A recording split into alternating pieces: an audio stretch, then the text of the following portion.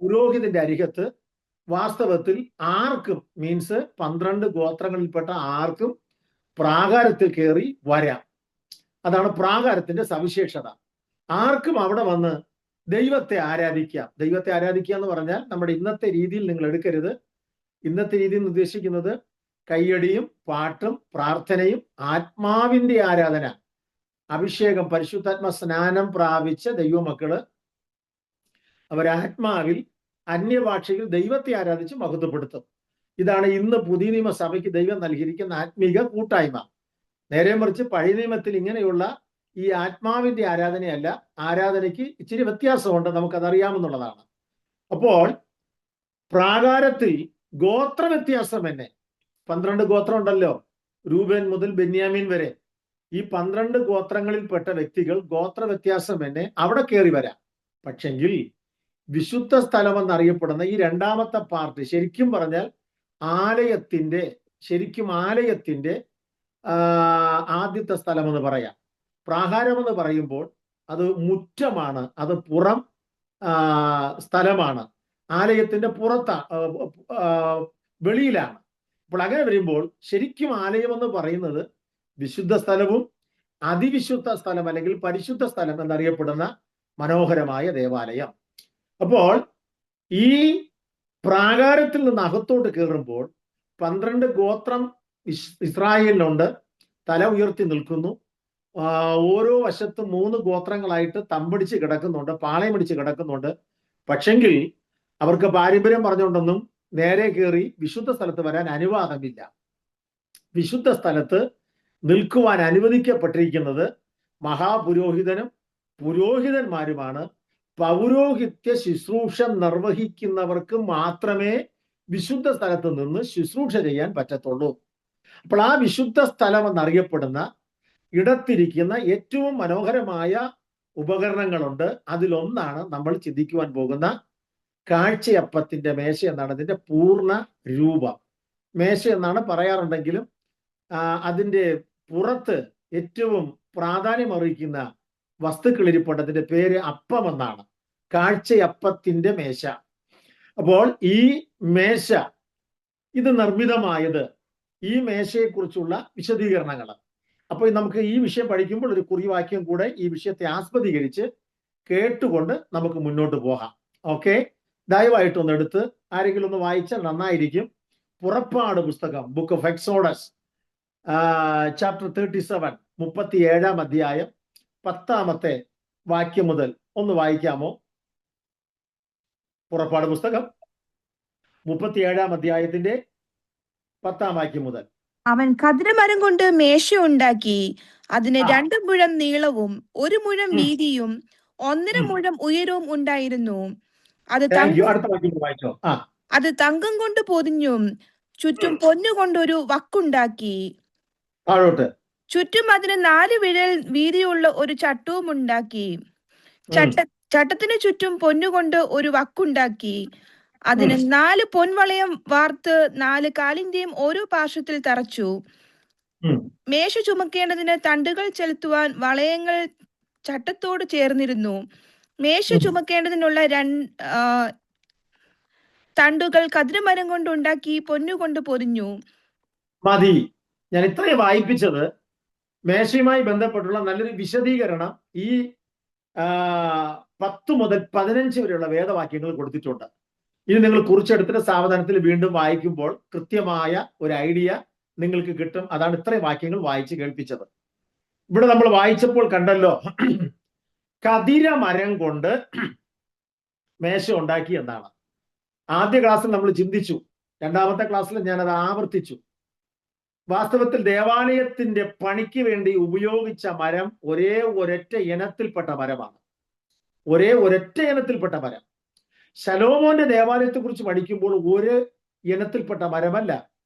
ദേവദാരു ഉണ്ടായിരുന്നു, അതുപോലെ തന്നെ ചന്ദനമരം ഉപയോഗിച്ചു, ഒലിവ് വൃക്ഷം ഉപയോഗിച്ചു. ഇങ്ങനെ വ്യത്യസ്ത മരങ്ങൾ ശലോമോന്റെ ദേവാലയത്തിന് ഉപയോഗിച്ചെങ്കിൽ സ്വർഗത്തിലെ ദൈവം ഇസ്രായേൽ മക്കൾക്ക് ദൈവത്തെ മഹത്വപ്പെടുത്തുവാൻ തക്കവണ്ണം ദൈവം എഴുന്നള്ളി വസിക്കേണ്ടതിന് സമാഗമന കൂടാരം എന്ന ദേവാലയം പണിയുവാൻ മോശ മുഖാന്തരം കൽപ്പന കൊടുത്തപ്പോൾ ആ ആലയത്തിന്റെ പണിക്ക് വേണ്ടി ഉപയോഗിച്ചത് ഒരൊറ്റ ഇനത്തിൽപ്പെട്ട മരം.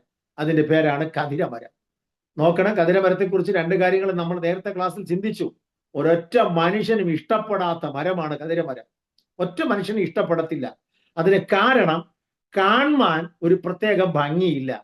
രണ്ട് മറ്റ് വൃക്ഷങ്ങളെ പോലെ സ്ട്രെയിറ്റ് ആയിട്ട് പോകുന്ന ഒരു വൃക്ഷമല്ല. മൂന്ന്, ഒരൊറ്റ മനുഷ്യനും ആ മരത്തിൽ പോയി ചേരാൻ പറ്റില്ല. മീൻസ് ഒന്ന് ചാരി നിൽക്കാനോ ഒന്ന് മരത്തിൽ പിടിക്കാനോ പറ്റത്തില്ല. എന്താ കാര്യം? കംപ്ലീറ്റ് ആ വൃക്ഷം മുള്ളുകളാൽ നിറയപ്പെട്ട ഒരു വൃക്ഷമാണ്. അങ്ങനെയുള്ള വൃക്ഷത്തെയാണ് സ്വർഗത്തിലെ ദൈവം ആലയത്തിന്റെ അകത്ത് കൊണ്ടുവരുവാൻ വേണ്ടി തിരഞ്ഞെടുത്തത്. ഇതിൽ നിന്ന് നമുക്കൊരു പാഠം പഠിക്കാനുണ്ട്. പണ്ട് ഇപ്പൊ ഞാൻ ജനിച്ചു വീണതേ ഒരു പാസ്റ്ററുടെ മകനായിട്ടും പാഴ്സണേജിലുമാണ്. അപ്പൊ എനിക്ക് കൂടുതലും പഴയ പാരമ്പര്യമൊന്നും പറയാനില്ല. ഞാൻ ജനിച്ചപ്പോഴേ ഒരു ദൈവദാസന്റെ മകനായി, ഒരു ദൈവ പൈതലായിട്ടാണ് ജനിച്ചത്. എന്നാൽ എൻ്റെ അപ്പൻ കർത്തൃവേലയിലായിരുന്നു. അദ്ദേഹത്തിന്റെ പൂർവ്വപിതാക്കന്മാരുടെ ചരിത്രം പഠിക്കുമ്പോൾ അങ്ങനല്ല. അവരൊക്കെ തീർത്തും ജാതീയ ദേവന്മാരെ ആരാധിച്ചും പിന്നെ അന്ധവിശ്വാസങ്ങൾക്ക് അടിമപ്പെട്ടും ജീവിച്ചിരുന്ന ഒരു കാലഘട്ടം. അങ്ങനെ കൊടും പാപികളായി മന്ത്രവാദങ്ങളും ക്ഷുദ്രപ്രയോഗങ്ങളും ആഭിചാരങ്ങളും എന്ന് വേണ്ട എല്ലാ പൈശാചിക കാര്യപരിപാടികളും ചെയ്ത് സമൂഹത്ത് ദൈവത്തെ സ്നേഹിക്കാതെ ജീവിച്ചിരുന്ന കാലഘട്ടത്തിൽ ആ കൊടും പാപികളായ വ്യക്തികളെ സ്വർഗത്തിലെ ദൈവം തേടിച്ചെന്നു. നമ്മൾ മലയാളത്തിൽ നിരവധി പാട്ടുകൾ, ഇവിടെ വർഷിപ്പിന്റെ സന്ദർഭത്തിൽ മനോഹരമായ ആരാധനയ്ക്ക് പാകമായ പാട്ടുകൾ പാടി നമ്മൾ ഒരുമിച്ച് ആരാധിച്ചല്ലോ. ഇതുപോലെ മലയാള ഭാഷയിൽ ധാരാളം അർത്ഥസമ്പുഷ്ടമായ ഗാനങ്ങളുണ്ട്. അതിലൊരു പാട്ടാണ് സാധാരണ ക്രൈസ്തവ കൈരളിക്ക് വളരെ ഇൻപമേറിയ പരിചിതമായൊരു പാട്ട്. തേടി വന്നു ദോഷിയാം എന്നെയും നാഥ. ശ്രദ്ധിക്കണം, ആ പാട്ട് ഇങ്ങനെയാണ്: തേടി വന്നു ദോഷിയാം എന്നെയും നാഥ എന്നാണ്. സ്വർഗത്തിലെ ദൈവം നമ്മെ തേടി വന്നു എന്നാണ് ആ പാട്ടിൽ കൂടെ നമ്മൾ അർത്ഥമാക്കുന്നതെങ്കിൽ, ഈ കതിരമരത്തെ പോലെ ഒരു സുപ്രഭാതത്തിൽ ഒരൊറ്റ മനുഷ്യനും അടുക്കുവാൻ പറ്റാതെ, തൊടാൻ പറ്റാതെ, പിടിക്കാൻ പറ്റാതെ, ഒരു ബന്ധവും ചെലുത്താൻ പറ്റാത്ത അവസ്ഥയിൽ ജീവിച്ചിരുന്നപ്പോൾ സ്വർഗത്തിലെ ദൈവം ആർക്കും വേണ്ടാതിരുന്ന നമ്മെ തേടിയെത്തി കണ്ടുപിടിക്കുക മാത്രമല്ല തൻ്റെ മാറോടണച്ചു. അപ്പോൾ എല്ലാവർക്കും പ്രതികൂലമായിരുന്ന, എല്ലാവരെയും വേദനിപ്പിച്ചു കൊണ്ടിരുന്ന അനുഭവമെല്ലാം മാറ്റി. ഫോർ എക്സാമ്പിൾ, ആ മരത്തിലുണ്ടായിരുന്ന മുള്ളുകളെല്ലാം എറിച്ചങ്ങ് നീക്കം ചെയ്തു. അപ്പോൾ അങ്ങനെയാണ് ഈ മരത്തെ ദേവാലയത്തിൽ കൊണ്ടുവന്നത്. ഇനി പലകകളെ കുറിച്ച് പഠിക്കുമ്പോൾ ഈ മരത്തെക്കുറിച്ച് നമുക്ക് അല്പമായി അന്നേരം വീണ്ടും ചിന്തിക്കുവാൻ സാധിക്കും. അതുകൊണ്ട് ആ ഭാഗം വിടുന്നു. പറഞ്ഞു വന്നതിന്റെ സാരാംശം, കതിരമരം എന്ന ആരും ഇഷ്ടപ്പെടാത്ത മരത്തെ സ്വർഗത്തിലെ ദൈവം ആലയത്തിൽ കൊണ്ടുവന്നു. ആലയത്തിൽ കൊണ്ടുവന്നപ്പോൾ അതെവിടെ നിൽക്കുന്നു? പ്രാകാരത്തിൽ നിന്നുണ്ട്. പ്രാകാരത്തിൽ മാത്രമല്ല, അത് ദേവാലയത്തിന്റെ വിശുദ്ധ സ്ഥലത്തുണ്ട്. വിശുദ്ധ സ്ഥലത്തുള്ള മനോഹര ഉപകരണങ്ങൾ ഒന്ന് മേശ. ആ മേശ ഉണ്ടാക്കിയത് കതിരമരം കൊണ്ടാണ്. അവൻ കതിരമരം കൊണ്ട് മേശ ഉണ്ടാക്കി. അതിന്റെ നീളം, വീതി, ഉയരം അവിടെ പറഞ്ഞിട്ടുണ്ട്. നീളം 2 മുഴം, അതുപോലെ തന്നെ 1 മുഴം വീതിയും 1.5 മുഴം ഉയരവുമാണ്. ഓക്കെ, ഇത്ര മനോഹരമായ രീതിയിലാണ്. ഇവിടെ മുഴം എന്നുള്ളതിന് കുബിറ്റ് എന്നാണ് ഇംഗ്ലീഷ് കൊടുത്തിരിക്കുന്നത്.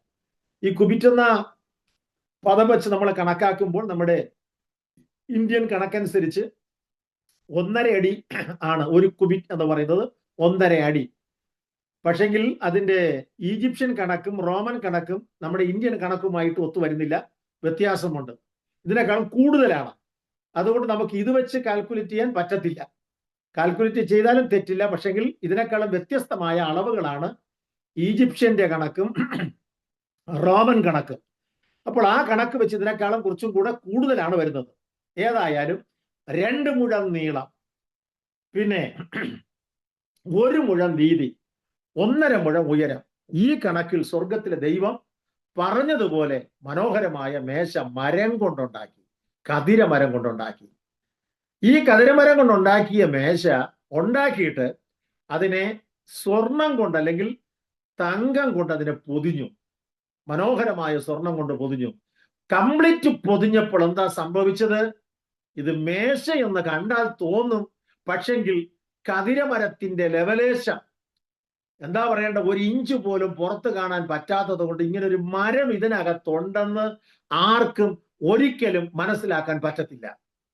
കാണുന്നവരാരും പറയുന്നു ഇത് മരമല്ല, ഇത് തനി തങ്കമാണ് അല്ലെങ്കിൽ സ്വർണമാണ്. എന്താ അങ്ങനെ പറയുവാൻ കാരണം?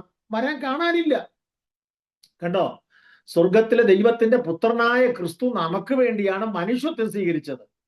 മാനവജാതിയുടെ വീണ്ടെടുപ്പിന് വേണ്ടിയാണ് ദൈവത്വം മാറ്റിവെച്ച്, സ്വർഗത്തിലെ മഹത്വം മാറ്റിവെച്ചിട്ട് വേഷത്തിൽ മനുഷ്യനായിട്ട് ദാസരൂപമെടുത്തത്. അങ്ങനെയാണ് കർത്താവായ യേശുക്രിസ്തുവിന്റെ മനുഷ്യത്വം നമുക്ക് മനസ്സിലാക്കാൻ പറ്റുന്നത്. പക്ഷെങ്കിൽ ആ യേശുക്രിസ്തുവിന്റെ മനുഷ്യത്വം അക്ഷരാർത്ഥത്തിൽ വെളിപ്പെട്ടെങ്കിലും ആ മനുഷ്യത്വം മനുഷ്യവർഗത്തിന്റെ പാപത്തിന് പരിഹാരം വരുത്തുവാൻ ഒരു മനുഷ്യനായിട്ട് അവതരിച്ചു. അതിനു വേണ്ടിയായിരുന്നെങ്കിൽ അതിനേക്കാൾ അപ്പുറം ആ കർത്താവായ യേശുക്രിസ്തുവിൽ നിറഞ്ഞു തുളുമ്പി നിന്ന ദൈവത്വമാണ് നമുക്ക് കാണുവാൻ കഴിയുന്നത്. അതുകൊണ്ടാണ് കർത്താവായ യേശുക്രിസ്തുവിനെ തിരിച്ചും മറിച്ചും ആരെല്ലാം പഠിച്ചു, ആരെല്ലാം ശരിക്കും മനസ്സിലാക്കിയോ, അവർക്ക് ആർക്കും യേശുക്രിസ്തുവിൽ നിന്ന് ഒരു കുറ്റവും ഒരു തെറ്റും കാണാൻ കഴിഞ്ഞില്ല. യേശുക്രിസ്തു സാക്ഷാൽ ദൈവമാണ്. ഓക്കെ, അപ്പോൾ ഈ മേശ മരം കൊണ്ടുണ്ടാക്കിയിട്ട് കംപ്ലീറ്റ് പൊന്നുകൊണ്ട് പൊതിഞ്ഞു. ഈ മേശയാണ് ദേവാലയത്തിന്റെ അകത്ത്. ശ്രദ്ധിക്കണം, നമ്മുടെ പഴയകാല ജീവിത അനുഭവങ്ങളും സ്വഭാവ രീതികളും വച്ച് നോക്കിയാൽ ഇന്ന് ദൈവസഭയ്ക്കകത്ത് നമുക്ക് വരാൻ പറ്റില്ല, ഒരു കാരണത്താലും പറ്റില്ല. പക്ഷെ സ്വർഗത്തിലെ ദൈവം ചെയ്ത പരിപാടി കണ്ടോ? പുറം പറമ്പിൽ കിടന്നവരായ നമ്മെ സ്വർഗത്തിലെ ദൈവം മനസ്സലിഞ്ഞിട്ട് നേരെ കൊണ്ടുവന്നത് ദൈവസഭയ്ക്കകത്താണ്. എന്ന് പറഞ്ഞാൽ യേശുക്രിസ്തുവിന്റെ വിലയേറിയ രക്തം കൊണ്ട് സ്വർഗത്തിലെ ദൈവം നമ്മെ വിലയ്ക്ക് വാങ്ങി. അങ്ങനെ യേശുവിന്റെ രക്തത്താൽ വിലയ്ക്ക് വാങ്ങപ്പെട്ട നമ്മെ സ്വർഗത്തിലെ ദൈവം നേരെ കൊണ്ടെത്തിച്ചത് തന്റെ സന്നിധിയിലാണ്, ദൈവസഭയിലാണ്. പൗലോസ് തന്നെ കുറിച്ച് പറയുന്ന ഒരു വാക്കുണ്ട്. താൻ പറയുന്നത് ഇങ്ങനെയാണ്: എനിക്ക് ശക്തി നൽകിയ ക്രിസ്തു യേശു എന്ന നമ്മുടെ കർത്താവ്. 1 തിമോഥെയോസ് 1:12-13 വാക്യം വേണമെങ്കിൽ കുറിച്ചെടുക്കാം. പൗലോസ് പറയുന്നു, എനിക്ക് ശക്തി നൽകിയ ക്രിസ്തു യേശു എന്ന നമ്മുടെ കർത്താവ് എന്നെ വിശ്വസ്തൻ എന്ന് എണ്ണി ശുശ്രൂഷയ്ക്കാക്കിയത് കൊണ്ട് ഞാൻ അവനെ സ്തുതിക്കുന്നു. കണ്ടോ? എന്നിട്ട് പൗലോസ് തീർന്നില്ല, അദ്ദേഹം വീണ്ടും തുടരുന്നു കേട്ടോ. 13 വാക്യം വായിക്കുമ്പോഴാണ് നമ്മൾ ആഴമായി ഞെട്ടിപ്പോകുന്നത്. എന്താ? അദ്ദേഹത്തിന്റെ പാസ്റ്റ് ലൈഫ് വിശദീകരിക്കുകയാണ്. താൻ പറയുന്നു, ഹു വാസ് ബിഫോർ എ ബ്ലാസ്ഫമർ, മുമ്പേ ഞാൻ ദൂഷകനും, പണ്ട് ഞാൻ ദൂഷകനായിരുന്നു, ഉപദ്രവിയും നിഷ്ഠൂരനുമായിരുന്നു. ഇങ്ങനെയുള്ള വ്യക്തിയെ ദൈവസഭയ്ക്കകത്ത് കൊണ്ടുവരാൻ പറ്റുമോ? പറ്റില്ല. അപ്പൊ ദൂഷകനെ ദൈവത്തിന് വേണോ? അല്ലെങ്കിൽ ദൈവസഭയ്ക്കകത്ത് ഒരു ദൂഷകനെ ഉപയോഗിക്കാൻ പറ്റുമോ? ഒരിക്കലുമില്ല. ഒരു ഉപദ്രവിയെ ദൈവസഭയ്ക്കകത്ത് കൊണ്ടുവന്ന് ഉപയോഗിക്കാൻ പറ്റുമോ? പറ്റില്ല. ഒരു നിഷ്ഠൂരനെ ദൈവസഭയ്ക്കകത്ത് കൊണ്ടുവന്ന് ദൈവസഭയുടെ ഒരു ഔദ്യോഗിക പദവിയിൽ ഏൽപ്പിക്കാൻ പറ്റുമോ? പറ്റില്ല. പക്ഷെങ്കിൽ ഇവിടെ എന്താ സംഭവിച്ചത്? പൗലൂസ് പറയുന്നു, പണ്ട് ഞാൻ നിഷ്ഠൂരനായിരുന്നു, ദൂഷകനായിരുന്നു, ഉപദ്രവിയായിരുന്നു. പക്ഷെങ്കിൽ അതെന്റെ അവിശ്വാസത്തിൽ അറിയാതെ ചെയ്തതാകൊണ്ട് കർത്താവ് എന്നോട് ക്ഷമിച്ചു, എനിക്ക് കരുണ ലഭിച്ചതാണ്. ഇപ്പൊ നിങ്ങൾക്ക് മനസ്സിലായിരിക്കും, പണ്ട് നമ്മൾ അല്ലെങ്കിൽ നമ്മുടെ പൂർവ്വ പിതാക്കന്മാർ ഈ ലിസ്റ്റിൽപ്പെട്ടവരാ എല്ലാവരും. അങ്ങനെ കഴിഞ്ഞ നമ്മെ സ്വർഗത്തിലെ ദൈവം തേടി വന്ന് രക്ഷിച്ച് നമ്മുടെ പഴയകാല സകല കുറവുകളും തെറ്റുകളും പാപങ്ങളും അകൃത്യങ്ങളും സ്വർഗത്തിലെ ദൈവം മനഃപൂർവ്വമായിട്ട് അങ്ങ് ക്ഷമിച്ചു. അവിടുന്ന് പൂർണ്ണമായി ക്ഷമിച്ചിട്ട് വിശ്വസ്തരെ നെണ്ണി ഈ ദൈവസഭയ്ക്കകത്ത് നമ്മെ ആക്കിയിരിക്കുകയാണ്. അതുകൊണ്ട് ഞാൻ സ്നേഹത്തോടെ ഒരു വാക്ക് പറയുന്നത്, ദൈവം നമ്മെ വിശ്വസ്തരെ നെണ്ണി തന്റെ സന്നിധിയിൽ നമ്മെ കൊണ്ടെത്തിച്ച് ശുശ്രൂഷ പരമേൽപ്പിച്ചത് കൊണ്ട് കർത്തൃദാസീദാസന്മാരായ ദൈവ കുഞ്ഞുങ്ങളായ നാം എല്ലാവരും തിരിച്ചറിയണം, നമ്മുടെ പാരമ്പര്യം കണ്ടല്ല, വിശ്വസ്തനം നെണ്ണി ഈ ശുശ്രൂഷ പരമേൽപ്പിച്ചത് കൊണ്ട് നല്ലവനും വിശ്വസ്തനുമായ ദാസനെ, നീ അല്പത്തിന് വിശ്വസ്തനായിരുന്നു, നിന്നെ അധികത്തിന് ഞാൻ വിചാരകനാക്കുമെന്ന് പറഞ്ഞ കർത്താവിന്റെ സന്നിധിയിൽ വിശ്വസ്തദാസനെ എന്നുള്ള വിളിക്ക് യോഗ്യരായി തീരുവാൻ അവസാന നിമിഷം വരെയും വിശ്വസ്തയോടുകൂടെ കർത്താവിന്റെ സേവനം നമുക്ക് ചെയ്യാം. നമ്മുടെ കർത്താവ് അതിനായി നമ്മെ ബലപ്പെടുത്തട്ടെ. അപ്പോൾ ഈ മേശ ഏതെല്ലാം രീതിയിലാണ് ക്രമീകരിച്ചത് എന്നുള്ളതിന്റെ വിശദീകരണമാണ് പുറപ്പാട് പുസ്തകം നമ്മൾ വായിച്ചില്ലേ, 37 10 മുതൽ 15 വരെയുള്ള വേദവാക്യം. Okay, thank you. ഇനി നമ്മൾ പഠിക്കാൻ പോകുന്നത് ഈ മേശമേൽ 2 അടുക്ക്, 2 റോ, 2 റോസ്, 2 അടുക്ക് അപ്പം. നമ്മളിനി അതിനെക്കുറിച്ചാണ് പഠിക്കാൻ പോകുന്നത്. മേശയെക്കുറിച്ച് വളരെ ചുരുക്കത്തിൽ ഞാൻ പറഞ്ഞു വിട്ടു. അപ്പോൾ മേശപ്പുറത്ത് 2 അടുക്ക് അപ്പം ഇരിപ്പുണ്ട്. ഓക്കെ, ഒന്നാമതായിട്ട് നമ്മൾ മനസ്സിലാക്കേണ്ടത് ഈ അപ്പം നേരിയ മാവ് കൊണ്ടുണ്ടാക്കിയതാണ്. ഈ അപ്പം നേരിയ മാവ് കൊണ്ട് ഉണ്ടാക്കിയ മനോഹരമായ അപ്പമാണ് വാസ്തവത്തിൽ നമ്മളിവിടെ വായിക്കുന്ന കാഴ്ചയപ്പം. ഓക്കെ, ടേബിൾ ഓഫ് ഷ്യൂ ബ്രെഡ് അല്ലെങ്കിൽ ഷോ ബ്രെഡ് എന്നൊക്കെ നമുക്ക് ആംഗലേയ ഭാഷയിൽ കാണാൻ സാധിക്കുന്നുണ്ട്. ടേബിൾ ഓഫ് ഷോ ബ്രെഡ് അല്ലെങ്കിൽ ഷ്യൂ ബ്രെഡ്, കാഴ്ചയപ്പത്തിന്റെ മേശ. അപ്പോൾ വളരെ മനോഹരമായ ബ്രെഡ്, അപ്പം ഈ മേശമേൽ ഇരിപ്പുണ്ട്. അപ്പോൾ ഈ അപ്പം വാസ്തവത്തിൽ നമ്മൾ തിരുവഴുത്തിൽ കൂടെ കാണുകയാണ്, ഇത് നേരിയ മാവ് കൊണ്ട് നിർമ്മിച്ചത്, നേരിയ മാവ് കൊണ്ട് നിർമ്മിച്ചതാണ്. ലേവ്യ പുസ്തകത്തിലേക്ക് നമ്മൾ വരുമ്പോൾ ലേവ്യ പുസ്തകത്തിൽ ഈ പറയപ്പെട്ട വിഷയത്തെക്കുറിച്ച് വിശദീകരിച്ചിട്ടുണ്ട്. ഒന്ന് വായിച്ചോ. ലേവ്യ പുസ്തകം 24-ാം അധ്യായം അതിന്റെ 5-ാമത്തെ വാക്യം ഒന്ന് വായിക്കൂ. Leviticus chapter 24 verse 5. നീ നേരിയ മാവെടുത്ത് അതുകൊണ്ട് 12 ദോശ ചുടേണം.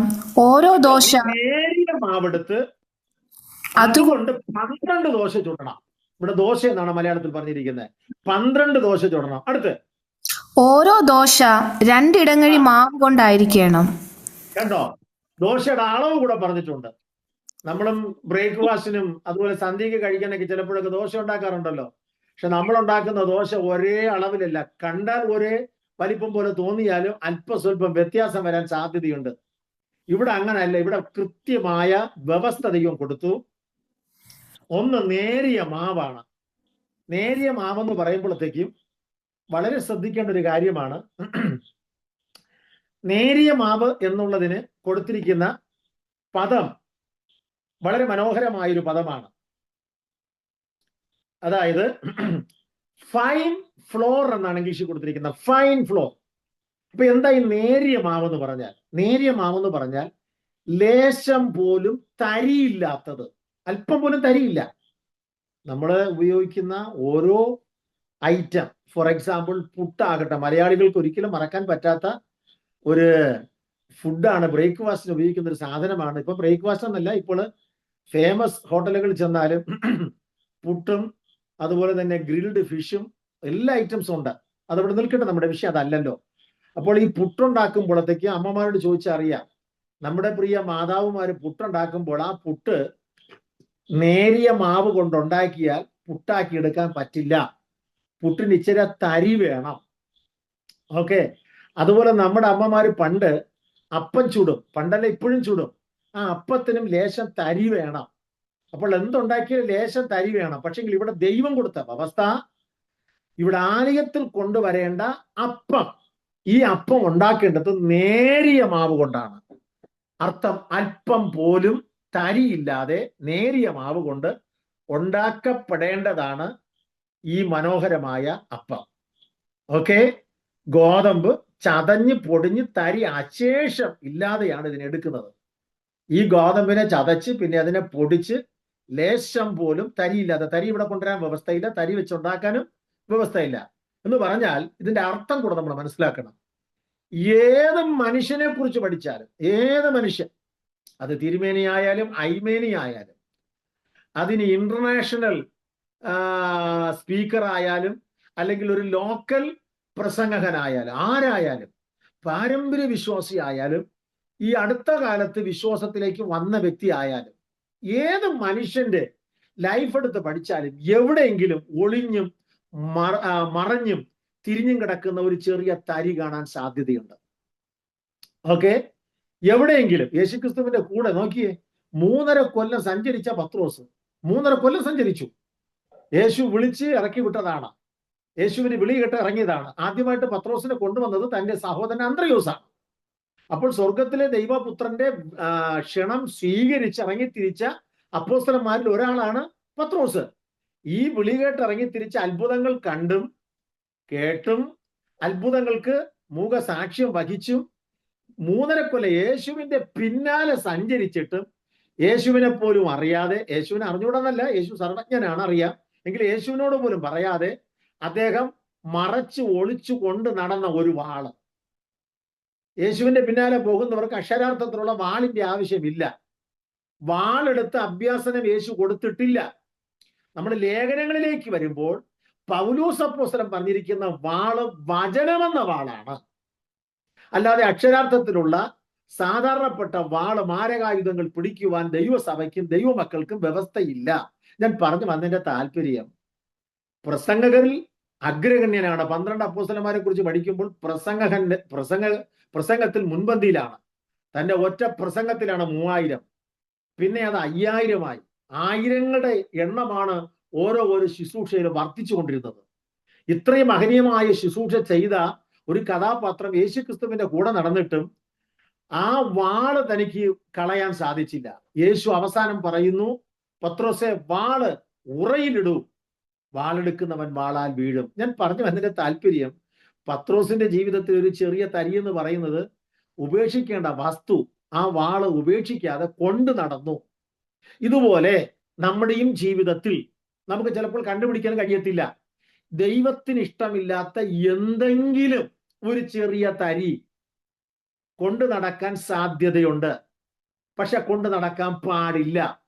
പത്രോസിനോട് പറഞ്ഞ കർത്താവ് ഇന്ന് രാത്രി നമ്മോട് പറയുന്നു, അരുതാത്ത എന്തെങ്കിലും ഉണ്ടെങ്കിൽ അതിനെ നമ്മൾ കളയണം, അത് കൊണ്ടു നടക്കാൻ പാടില്ല. പക്ഷെ ഇവിടെ നമ്മൾ വായിക്കുമ്പോൾ ഈ ഗോതമ്പ്, ഇവിടെ ഉപയോഗിച്ച അപ്പം, ഇത് നമ്മുടെ കർത്താവായ യേശുക്രിസ്തുവിന് നിഴലാണ്. ഓക്കെ, അപ്പോൾ കർത്താവായ യേശുക്രിസ്തുവിനെ കുറിച്ച് തിരിച്ചും മറിച്ചും തിരിച്ചും ആരെല്ലാം പഠിച്ചോ, ആഴമായി വ്യവസ്ഥാനുസരണം പഠിച്ചോ, അവർക്കാർക്കും യേശുക്രിസ്തുവിൽ നിന്ന് ഒരു കുറ്റവും കാണാൻ കഴിഞ്ഞില്ല. എന്തിനേറെ, ഒറ്റ വാക്കിൽ ഒന്നുകൂടെ പറയാം, ഒറ്റ രാത്രി 5 കോടതികളിൽ 6 പ്രാവശ്യം, ഈ 6 പ്രാവശ്യം എന്ന് പറയുന്നതുകൊണ്ടാണ് 6 കോടതി എന്ന് പറയുന്നത്. ശരിക്കും പറഞ്ഞാൽ കോടതി 5. അന്നാസിന്റെ അരികത്ത്, കായിഫസിന്റെ അരികത്ത്, യഹൂദ സന്നദ്രി സംഘത്തിന്റെ അരികത്ത് അല്ലെങ്കിൽ മുൻപില്, അത് കഴിഞ്ഞിട്ട് പിലാത്തോസിന്റെ മുൻപില് 4 അത് കഴിഞ്ഞിട്ട് ഹേരോദാസിന്റെ മുൻപില്. അപ്പോൾ 5 സ്ഥലത്താണ് 6 വട്ടം ഹേരോദാവ് വീണ്ടും തിരിച്ച് യേശുവിനെ പീലാത്തോസിന്റെ അരികത്ത് പറഞ്ഞു വിടുന്നു. അപ്പോൾ 3 മതകോടതികളും 3 സിവിൽ കോർട്ടും അടങ്ങുന്ന 6 കോടതികളിൽ ഒറ്റ രാത്രി കയറ്റി ഇറക്കി തിരിച്ചും മറിച്ചും അന്നത്തെ നീതിപീഠങ്ങൾ യേശുക്രിസ്തുവിനെ വിസ്തരിച്ചിട്ട് ആ യേശുവിൽ നിന്ന് ഒരു കുറ്റം പോലും ആർക്കും കണ്ടുപിടിക്കുവാൻ സാധിച്ചില്ല. കുറ്റം ചുമത്തി, പക്ഷെ അതൊന്നും അവിടെ വില പോയില്ല. അതാണ് പീലാത്തോസ് ആവർത്തിച്ച് പരസ്യമായി ചോദിച്ചൊരു ചോദ്യം, ഇവൻ ചെയ്ത ദോഷമെന്ത്? കണ്ടോ, ഇവൻ ചെയ്ത ദോഷമെന്ത്? അപ്പോൾ പീലാത്തോസ് തീർത്തും പറയുന്നു, ഇവനിൽ ഞാൻ ഒരു തെറ്റും കാണുന്നില്ല. ഹേരോദാസനമ തന്നെ പറയാനുണ്ട്, പീലാത്തോസിന്റെ ഭാര്യ പോലും ഒരു കത്ത് കൊടുത്തു വിട്ട്, കഴിഞ്ഞ രാത്രി ഞാൻ അവനെ കുറിച്ച് സ്വപ്നത്തിൽ കണ്ടു, ആ നീതിമാന്റെ കാര്യത്തിൽ നീ ഇടപെടരുത്. അപ്പോൾ നമ്മുടെ കർത്താവിനെ കുറിച്ച് നമ്മൾ പഠിക്കുമ്പോൾ യേശു എന്ന നല്ല ഇടയൻ, യേശു എന്ന നമ്മുടെ ആത്മ മണവാളൻ, യേശുക്രിസ്തു എന്ന ലോകരക്ഷകനിൽ ഒരു തെറ്റുമില്ല. അതായത് കർത്താവിൽ ഒരു തരിയും ഇല്ലെന്നാണ് പറഞ്ഞതിന്റെ താല്പര്യം. മനുഷ്യരെന്ന നിലയിൽ നമ്മുടെ ജീവിതത്തിൽ എന്തെങ്കിലും ചെറിയ ബലഹീനതകൾ വന്നിട്ടുണ്ടാകാം, വരാം. പക്ഷെങ്കിൽ വരാതെ സൂക്ഷിക്കേണ്ടത് നമ്മുടെ ഉത്തരവാദിത്വം. 2 വിധത്തിലുള്ള സൂക്ഷിപ്പ് നമ്മൾ തിരിച്ചറിയണം. ഒന്ന്, നാം നമ്മെ സൂക്ഷിക്കണം. എങ്ങനെ സൂക്ഷിക്കണം? നാം അറിഞ്ഞ പഥ്യ ഉപദേശ പ്രകാരം നാം നമ്മെ സൂക്ഷിക്കണം. 2, സ്വർഗത്തിലെ ദൈവം തന്റെ പരിശുദ്ധാത്മാവിന്റെ ശക്തിയാൽ നമ്മെ കാത്തു പരിപാലിച്ചു കൊള്ളും. അപ്പോൾ ഇങ്ങനെ 2 വിധത്തിലുള്ള സൂക്ഷിപ്പ് അനിവാര്യമാണ് ഒരു ദൈവപൈതന്. ഒന്ന്, നമ്മൾ കേൾക്കുന്ന സത്യ പത്യ ഉപദേശപ്രകാരം നാം നമ്മെ സൂക്ഷിക്കണം. 2, സ്വർഗത്തിലെ ദൈവം നമ്മോടൊപ്പം അയച്ചിരിക്കുന്ന പരിശുദ്ധാത്മാവിനാൽ ദൈവം നമ്മെ കാത്തുകൊള്ളും. നമ്മൾ തിരുവഴുത്തിൽ വായിക്കുന്ന ഇങ്ങനെയാണ്, വീഴാതെ വണ്ണം നമ്മെ കാത്തുകൊള്ളുവാൻ ശക്തനായ കർത്താവെന്നാണ്. അപ്പോൾ നമ്മുടെ ദൈവം നമ്മെ വീഴാതെ വണ്ണം സൂക്ഷിപ്പാൻ ശക്തനാണ്. അപ്പോൾ ഈ മാവ് നേരിയ മാവ് കൊണ്ടുണ്ടാക്കിയതാണ്. മനുഷ്യരുടെ ജീവിതത്തിൽ നേർമയെ കെടുത്തു കളയുന്ന തരികൾ ഉണ്ടായിരിക്കും. പക്ഷെങ്കിൽ നമ്മുടെ കർത്താവിന്റെ ജീവിതത്തിൽ ഒരു തെറ്റോ കുറവോ ബലഹീനതയോ കാണാൻ കഴിയത്തില്ല, ആർക്കും കാണാൻ കഴിഞ്ഞിട്ടുമില്ല. അതുകൊണ്ടാണ് കർത്താവ് പറഞ്ഞത്, ഒരുവൻ എന്നെ പിൻപറ്റുവാൻ ഇച്ഛിച്ചാൽ തന്നെത്താൻ ത്യജിച്ച് തന്റെ ക്രൂശ് എടുത്തും കൊണ്ട് എന്നെ ദിനംപ്രതി അനുഗമിക്കട്ടെ എന്നാണ്. അപ്പോൾ കർത്താവിനെ അനുഗമിക്കുവാൻ ക്ഷണിച്ചതിന്റെ ഉദ്ദേശം, യേശുവാണ് സാക്ഷാൽ ദൈവം, അവൻ മാത്രമാണ് സാക്ഷാൽ വീണ്ടെടുപ്പുകാരൻ, അവനല്ലാതെ വേറൊരു പാപ വിമോചകൻ ഇല്ല, ആ യേശുവിൽ ഒരു കുറ്റവും ഇല്ല. അപ്പോൾ ഈ മാവ് നേരിയ മാവാണ്. ഇത് നേരിയ മാവ് കൊണ്ടാണ് ഈ അപ്പം ഉണ്ടാക്കിയത്. രണ്ടാമതായിട്ട് നമ്മൾ അറിയേണ്ടത്, ഇതിന് കൊടുത്തിരിക്കുന്ന പേര് കാഴ്ചയപ്പം എന്നാണല്ലോ. ഈ കാഴ്ചയപ്പം പുളിപ്പില്ലാത്തതായിരുന്നു. ഓൾറൈറ്റ്, ചില കാര്യങ്ങൾ നമുക്ക് വചനം വായിക്കേണ്ടിയിരിക്കുന്നു. അതുകൊണ്ട് ഒരു വാക്യം ഒന്ന് വായിക്കണം. പുറപ്പാട് പുസ്തകത്തിലേക്ക് ഓടി വന്നേ, 12-ാമത്തെ അധ്യായം എടുക്കാം. പുറപ്പാട് പുസ്തകം 12, അതിന്റെ 15-ാമത്തെ വാക്യം ദയവായിട്ടൊന്ന് വായിക്കാമോ? 12:15. 7 ദിവസം നിങ്ങൾ പുളിപ്പില്ലാത്ത അപ്പം തിന്നേണം. അടുത്ത് 1-ാം ദിവസം തന്നെ പുളിച്ച മാവ് നിങ്ങളുടെ വീടുകളിൽ നിന്ന് നീക്കേണം. 1-ാം ദിവസം മുതൽ 7-ാം ദിവസം വരെ ആരെങ്കിലും പുളിപ്പുള്ള അപ്പം തിന്നാൽ അവനെ ഇസ്രായേലിൽ നിന്ന് ചേർച്ചു കളയണം. കർശനമായ ശിക്ഷാ നടപടിക്രമം കൂടെ ദൈവം കൊടുത്തിരിക്കുകയാണ്. 7 ദിവസം നിങ്ങൾ പുളിപ്പില്ലാത്ത അപ്പം തിന്നണം. 1-ാം ദിവസം തന്നെ പുളിച്ച മാവ് നിങ്ങളുടെ വീടുകളിൽ നിന്ന് നീക്കിക്കളയണം. 1-ാം ദിവസം മുതൽ 7-ാം ദിവസം വരെ ആരെങ്കിലും പുളിപ്പുള്ള അപ്പം തിന്നാൽ അവനെ ഇസ്രായേലിൽ നിന്ന് ഛേദിച്ചു കളയണം. ഇതിനകത്ത് 2 ആശയങ്ങളുണ്ട് കേട്ടോ. അത് രണ്ടും ഞാൻ പറയാം. ഒന്ന് ആത്മീയ ആശയം, 2 അക്ഷരാർത്ഥത്തിൽ നമ്മൾ കണ്ട തിരുവഴുത്തിന്റെ വെളിച്ചത്തിലുള്ള സത്യാവസ്ഥ. ഇവിടെ 7 ദിവസം എന്ന് പറഞ്ഞിരിക്കുന്നത് ഒരാഴ്ചയിലെ 7 ദിവസമാണ്. പ്രത്യേകിച്ച് ഈ പുളിപ്പില്ലാത്ത അപ്പത്തിന്റെ പെരുന്നാള് ആചരിക്കുന്ന ആ ഉത്സവ ദിനങ്ങളാണ്. ഇസ്രായേലിലെ 7 പെരുന്നാളുകൾ നമുക്ക് സമയം ഉണ്ടെങ്കിൽ പഠിക്കാം. അത് വേറൊരു സബ്ജക്റ്റ് ആണ്, പക്ഷെ ഇതുമായി ലിങ്കായി വരുന്ന ഒരു വിഷയമാണ്. അപ്പോൾ ഇസ്രായേലിലെ 7 പ്രധാന പെരുന്നാളുകൾ: പെസഹ 1, പുളിപ്പില്ലാത്ത അപ്പത്തിന്റെ പെരുന്നാൾ; 2, ആദ്യബലക്കറ്റയുടെ പെരുന്നാൾ; 3, പെന്തക്കോസ്ത് പെരുന്നാൾ; 4, കാഹളധ്വനിയുടെ പെരുന്നാൾ; 5, മഹാപാപ പരിഹാര പെരുന്നാൾ; 6, കൂടാര പെരുന്നാൾ; 7. ഇങ്ങനെ 7 പെരുന്നാളുകളുണ്ട്. അതിൽ പെസഹ, പിന്നെ പുളിപ്പില്ലാത്ത അപ്പത്തിന്റെ പെരുന്നാൾ. പെസഹ ആചരിക്കുന്നതിന്റെ അന്ന് തുടങ്ങി ഒരാഴ്ച നീണ്ടു നിൽക്കുന്നതാണ് പുളിപ്പില്ലാത്ത അപ്പത്തിന്റെ പെരുന്നാൾ. അൺലീവൺ ബ്രെഡ് എന്നാണ് കൊടുത്തിരിക്കുന്നത്. അൺലീവൺ, പുളിപ്പ് ലേശം ഇല്ലാത്ത. അപ്പോൾ സ്വർഗത്തിലെ ദൈവം വ്യവസ്ഥ കൊടുത്തു, ആരുടെയെങ്കിലും കൂടാരത്തിൽ ഈ 7 ദിവസം പുളിപ്പ് കണ്ടാൽ കർശനമായ ശിക്ഷയാണ്. തമ്പുരാൻ കൊടുത്തിരിക്കുന്ന വ്യവസ്ഥ അല്ലെങ്കിൽ കൽപ്പന ലംഘിച്ചാൽ കനത്ത ശിക്ഷ, യാതൊരു വിട്ടുവീഴ്ചയില്ല. അവിടെ കൊടുത്തിരിക്കുന്നത് ഇങ്ങനെയാണ്: ആരെങ്കിലും പുളിപ്പുള്ള അപ്പം തിന്നാൽ അവനെ ഇസ്രായേലിൽ നിന്നും ഛേദിച്ചു കളയണം. കണ്ടോ? Soul shall be cut off from Israel. അവനെ കൊന്നുകളയണമെന്നാണ്, വെച്ച് പൂജിക്കാൻ പാടില്ല. ഇത്ര കർശനമായ വ്യവസ്ഥ പഴയ നിയമത്തിൽ കൊടുത്തെങ്കിൽ പുതിയ നിയമത്തിൽ കർശനമായ വ്യവസ്ഥ ഉണ്ടോ? ഉണ്ട്. എന്താ ഉണ്ടത്? ഇതുപോലെയുള്ള പുളിപ്പിന്റെ അനുഭവം ജീവിതത്തിൽ ഉണ്ടെങ്കിൽ കർത്താവിന്റെ കാഹളം മുഴങ്ങുന്നത് വരെ വിശ്വാസിയെന്നും ദൈവപൈതലെന്നും വിശുദ്ധരെന്നൊക്കെ പറഞ്ഞു നടക്കാം. പക്ഷെങ്കിൽ കാഹളം മുഴങ്ങുമ്പോൾ നമുക്ക് പറന്നുയരാൻ പറ്റത്തില്ല. അതുകൊണ്ട് ഒരു കാരണത്താലും ഈ അശുദ്ധമാകുന്ന പുളിപ്പ് ജീവിതത്തെ സ്വാധീനിക്കുവാൻ പാടില്ല. ഞാനത് പിന്നാലെ വിശദീകരിക്കാം. അപ്പോൾ ഇത് പുളിപ്പില്ലാത്ത അപ്പമായിരിക്കണം. ഈ അപ്പം പുളിപ്പില്ലാത്തതായിരുന്നു. ഓക്കെ, ഇനി ഒരു വാക്യം കൂടെ ഒന്ന് വായിച്ചാൽ നന്നായിരിക്കും. 34-ാം അധ്യായം പുറപ്പാട് പുസ്തകം 25-ാം വാക്യം കൂടെ ഒന്ന് വായിച്ചേ. 34:25.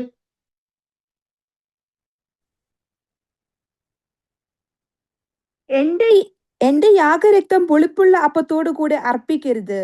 കണ്ടോ, മതി. എന്റെ യാഗരക്തം പുളിപ്പുള്ള അപ്പത്തോടുകൂടെ അർപ്പിക്കരുത്. വ്യവസ്ഥ കൊടുത്തിരിക്കുകയാണ്. ഇനി ഒരു വാക്യം കൂടെ നിങ്ങൾക്ക് ശ്രദ്ധിക്കാം. ലേവ്യ പുസ്തകത്തിലേക്ക് ഓടി വരാം. ലേവ്യ പുസ്തകം 10:12 ഒന്ന് വായിച്ചേ.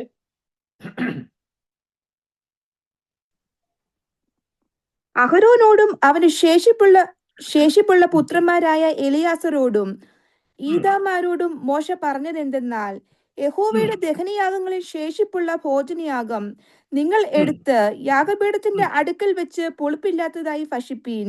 അത് പുളിപ്പ് പാടില്ല. അത് അതിവിശുദ്ധം. അത് അതിവിശുദ്ധം. പുളിപ്പ് പാടില്ല.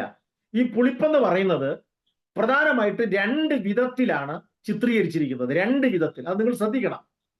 ഒന്ന്, ജീവിതത്തിലുള്ള അശുദ്ധി. പുളിപ്പ് 2 വിധത്തിലാണ് പ്രധാനമായിട്ട്. അതിലൊന്ന് ജീവിതത്തിലുള്ള അശുദ്ധിയാണ്. നമ്മുടെ ജീവിതത്തെ പരിപാവനമായി സൂക്ഷിക്കേണ്ടത് നമ്മുടെ ജോലിയാണ്. പഴയ നിയമം മുതൽ പുതിയ നിയമം വരെ നീണ്ടു കിടക്കുന്ന 66 പുസ്തകങ്ങൾ കൂടെ സഞ്ചരിച്ച ദൈവം വിശുദ്ധനാണെന്ന് അക്കമിട്ട് അടിവരയിട്ട് തറപ്പിച്ച് പറഞ്ഞിരിക്കുന്നു. God is holy. തമ്പുരാൻ പറഞ്ഞിരിക്കുന്ന വാക്കാണ്, be holy that I am holy. ഞാൻ വിശുദ്ധനായിരിക്കുന്നത് പോലെ നിങ്ങൾ വിശുദ്ധരായിരിക്കും. അപ്പോൾ നമ്മുടെ കർത്താവ് വിശുദ്ധനാണ്, പരിശുദ്ധനാണ്. ഞാൻ നേരത്തെ പറഞ്ഞിട്ടുണ്ടെന്നാണ് എന്റെ ചിന്ത. യെശയ്യാവിന്റെ പ്രവചനം 6-ാം അധ്യായത്തിൽ വരുമ്പോൾ സ്വർഗീയ ജീവികളിൽ പെട്ട, ദൂതഗണത്തിൽപ്പെട്ട ഒരു പ്രത്യേക വിഭാഗം, പേര് സറാഫുകൾ എന്നാണ്, സെറാഫീംസ്. ആ സാറാഫുകൾ 6 ചിറകുള്ള സാറാഫുകൾ 2 കൊണ്ട് മുഖം മൂടി, 2 കൊണ്ട് കാലുകൾ മൂടിയിട്ട് ശേഷിച്ച 2 ചിറകുകൾ കൊണ്ട് പറന്നുകൊണ്ട് പറയുന്ന ഒരു വാക്കുണ്ട്, ഇസ്രായേലിന്റെ ദൈവമായ യഹോവ പരിശുദ്ധൻ, പരിശുദ്ധൻ, പരിശുദ്ധൻ എന്ന് 3 പ്രാവശ്യം. 1 കുറച്ച് 2 പ്രാവശ്യമോ ഒന്നും കൂടെ കൂട്ടി 4 പ്രാവശ്യമല്ല, കറക്റ്റ് ആയിട്ട് 3 വട്ടം. അതിന്റെ അർത്ഥം എന്താണ്? അതിനൊരു അർത്ഥമുണ്ട്. 3 പ്രാവശ്യം പറയുവാൻ കാരണം ദൈവത്വത്തിലുള്ള തൃത്വത്തെ വെളിപ്പെടുത്തുന്ന, ആളത്വത്തെ വെളിപ്പെടുത്തുന്ന ഒരു പ്രത്യേക അർത്ഥമാണ്. പരിശുദ്ധൻ, പരിശുദ്ധൻ, പരിശുദ്ധൻ. പിതാവായ ദൈവം പരിശുദ്ധൻ, പുത്രനായ ദൈവം പരിശുദ്ധൻ, പരിശുദ്ധാത്മാവാകുന്ന ദൈവം പരിശുദ്ധൻ. അപ്പോൾ ത്രിയേക ദൈവത്തിന്റെ പരിശുദ്ധിയെ വർണ്ണിക്കുന്ന ദൂതവിഭാഗത്തിൽപ്പെട്ട സറാഫുകൾ, അവർക്ക് ഈ പരിശുദ്ധനായ ദൈവത്തിന്റെ മുമ്പിൽ മുഖം കാണിക്കുവാൻ പോലും പറ്റുന്നില്ല, കാൽപാദങ്ങൾ വെളിപ്പെടുത്താൻ പറ്റുന്നില്ല. മുഖവും കാലുകളും മൂടിയിട്ട് ശേഷിച്ച 2 ചിറകുകൾ കൊണ്ട് വിശ്രമരഹിതരായി ആർത്ത് ഘോഷിക്കുന്ന ഒരു ഘോഷ ശബ്ദമാണ് കേട്ടത്. ഇസ്രായേലിന്റെ ദൈവമായ യഹോവ പരിശുദ്ധൻ. പ്രിയ ദൈവ കുഞ്ഞുങ്ങളെ സ്നേഹത്തോട് ഓർമ്മിപ്പിക്കേണ്ട ഏറ്റവും പ്രധാനപ്പെട്ട വസ്തുത, ഈ കാലഘട്ടത്തിൽ ലോകമെമ്പാടും അഴുക്ക് വർദ്ധിച്ചുകൊണ്ടിരിക്കുന്നു. അഴുക്ക് മീൻസ് അശുദ്ധി. നമ്മുടെ വിശുദ്ധ ജീവിതത്തെ ചോദ്യം ചെയ്യുന്ന സംഭവങ്ങൾ രൂപം കൊണ്ടുകൊണ്ടിരിക്കുകയാണ്. എത്ര രൂപം കൊണ്ടാലും നമ്മളൊരു കാര്യം ഓർക്കണം, ആകാശത്തിൽ പറക്കുന്ന പറവകൾ വ്യത്യസ്ത ഇനത്തിൽപ്പെട്ടതാണ്. പക്ഷെങ്കിൽ അതിൽ ഒരു കൂട്ടം പറവകൾ കൂട്ടമായി പറക്കാറുണ്ട്, പ്രാക്കൾ. ഈ പ്രാക്കളെ കുറിച്ച് കേൾക്കുമ്പോൾ, കാണുമ്പോൾ, പഠിക്കുമ്പോൾ ഈ പ്രാക്കൾ ഒരിക്കലും പറന്ന് ഉഴുതുമറിച്ചിട്ടിരിക്കുന്ന പാടത്ത് പോയി വീഴത്തില്ല. അവിടെ വീഴുന്ന പറവകളുണ്ട്. അതാണ് കൊക്കെന്ന് പറയുന്നത്, അല്ലെങ്കിൽ ചില സ്ഥലങ്ങളിൽ കണ്ടത്ത് മുണ്ടി എന്ന് പറയും.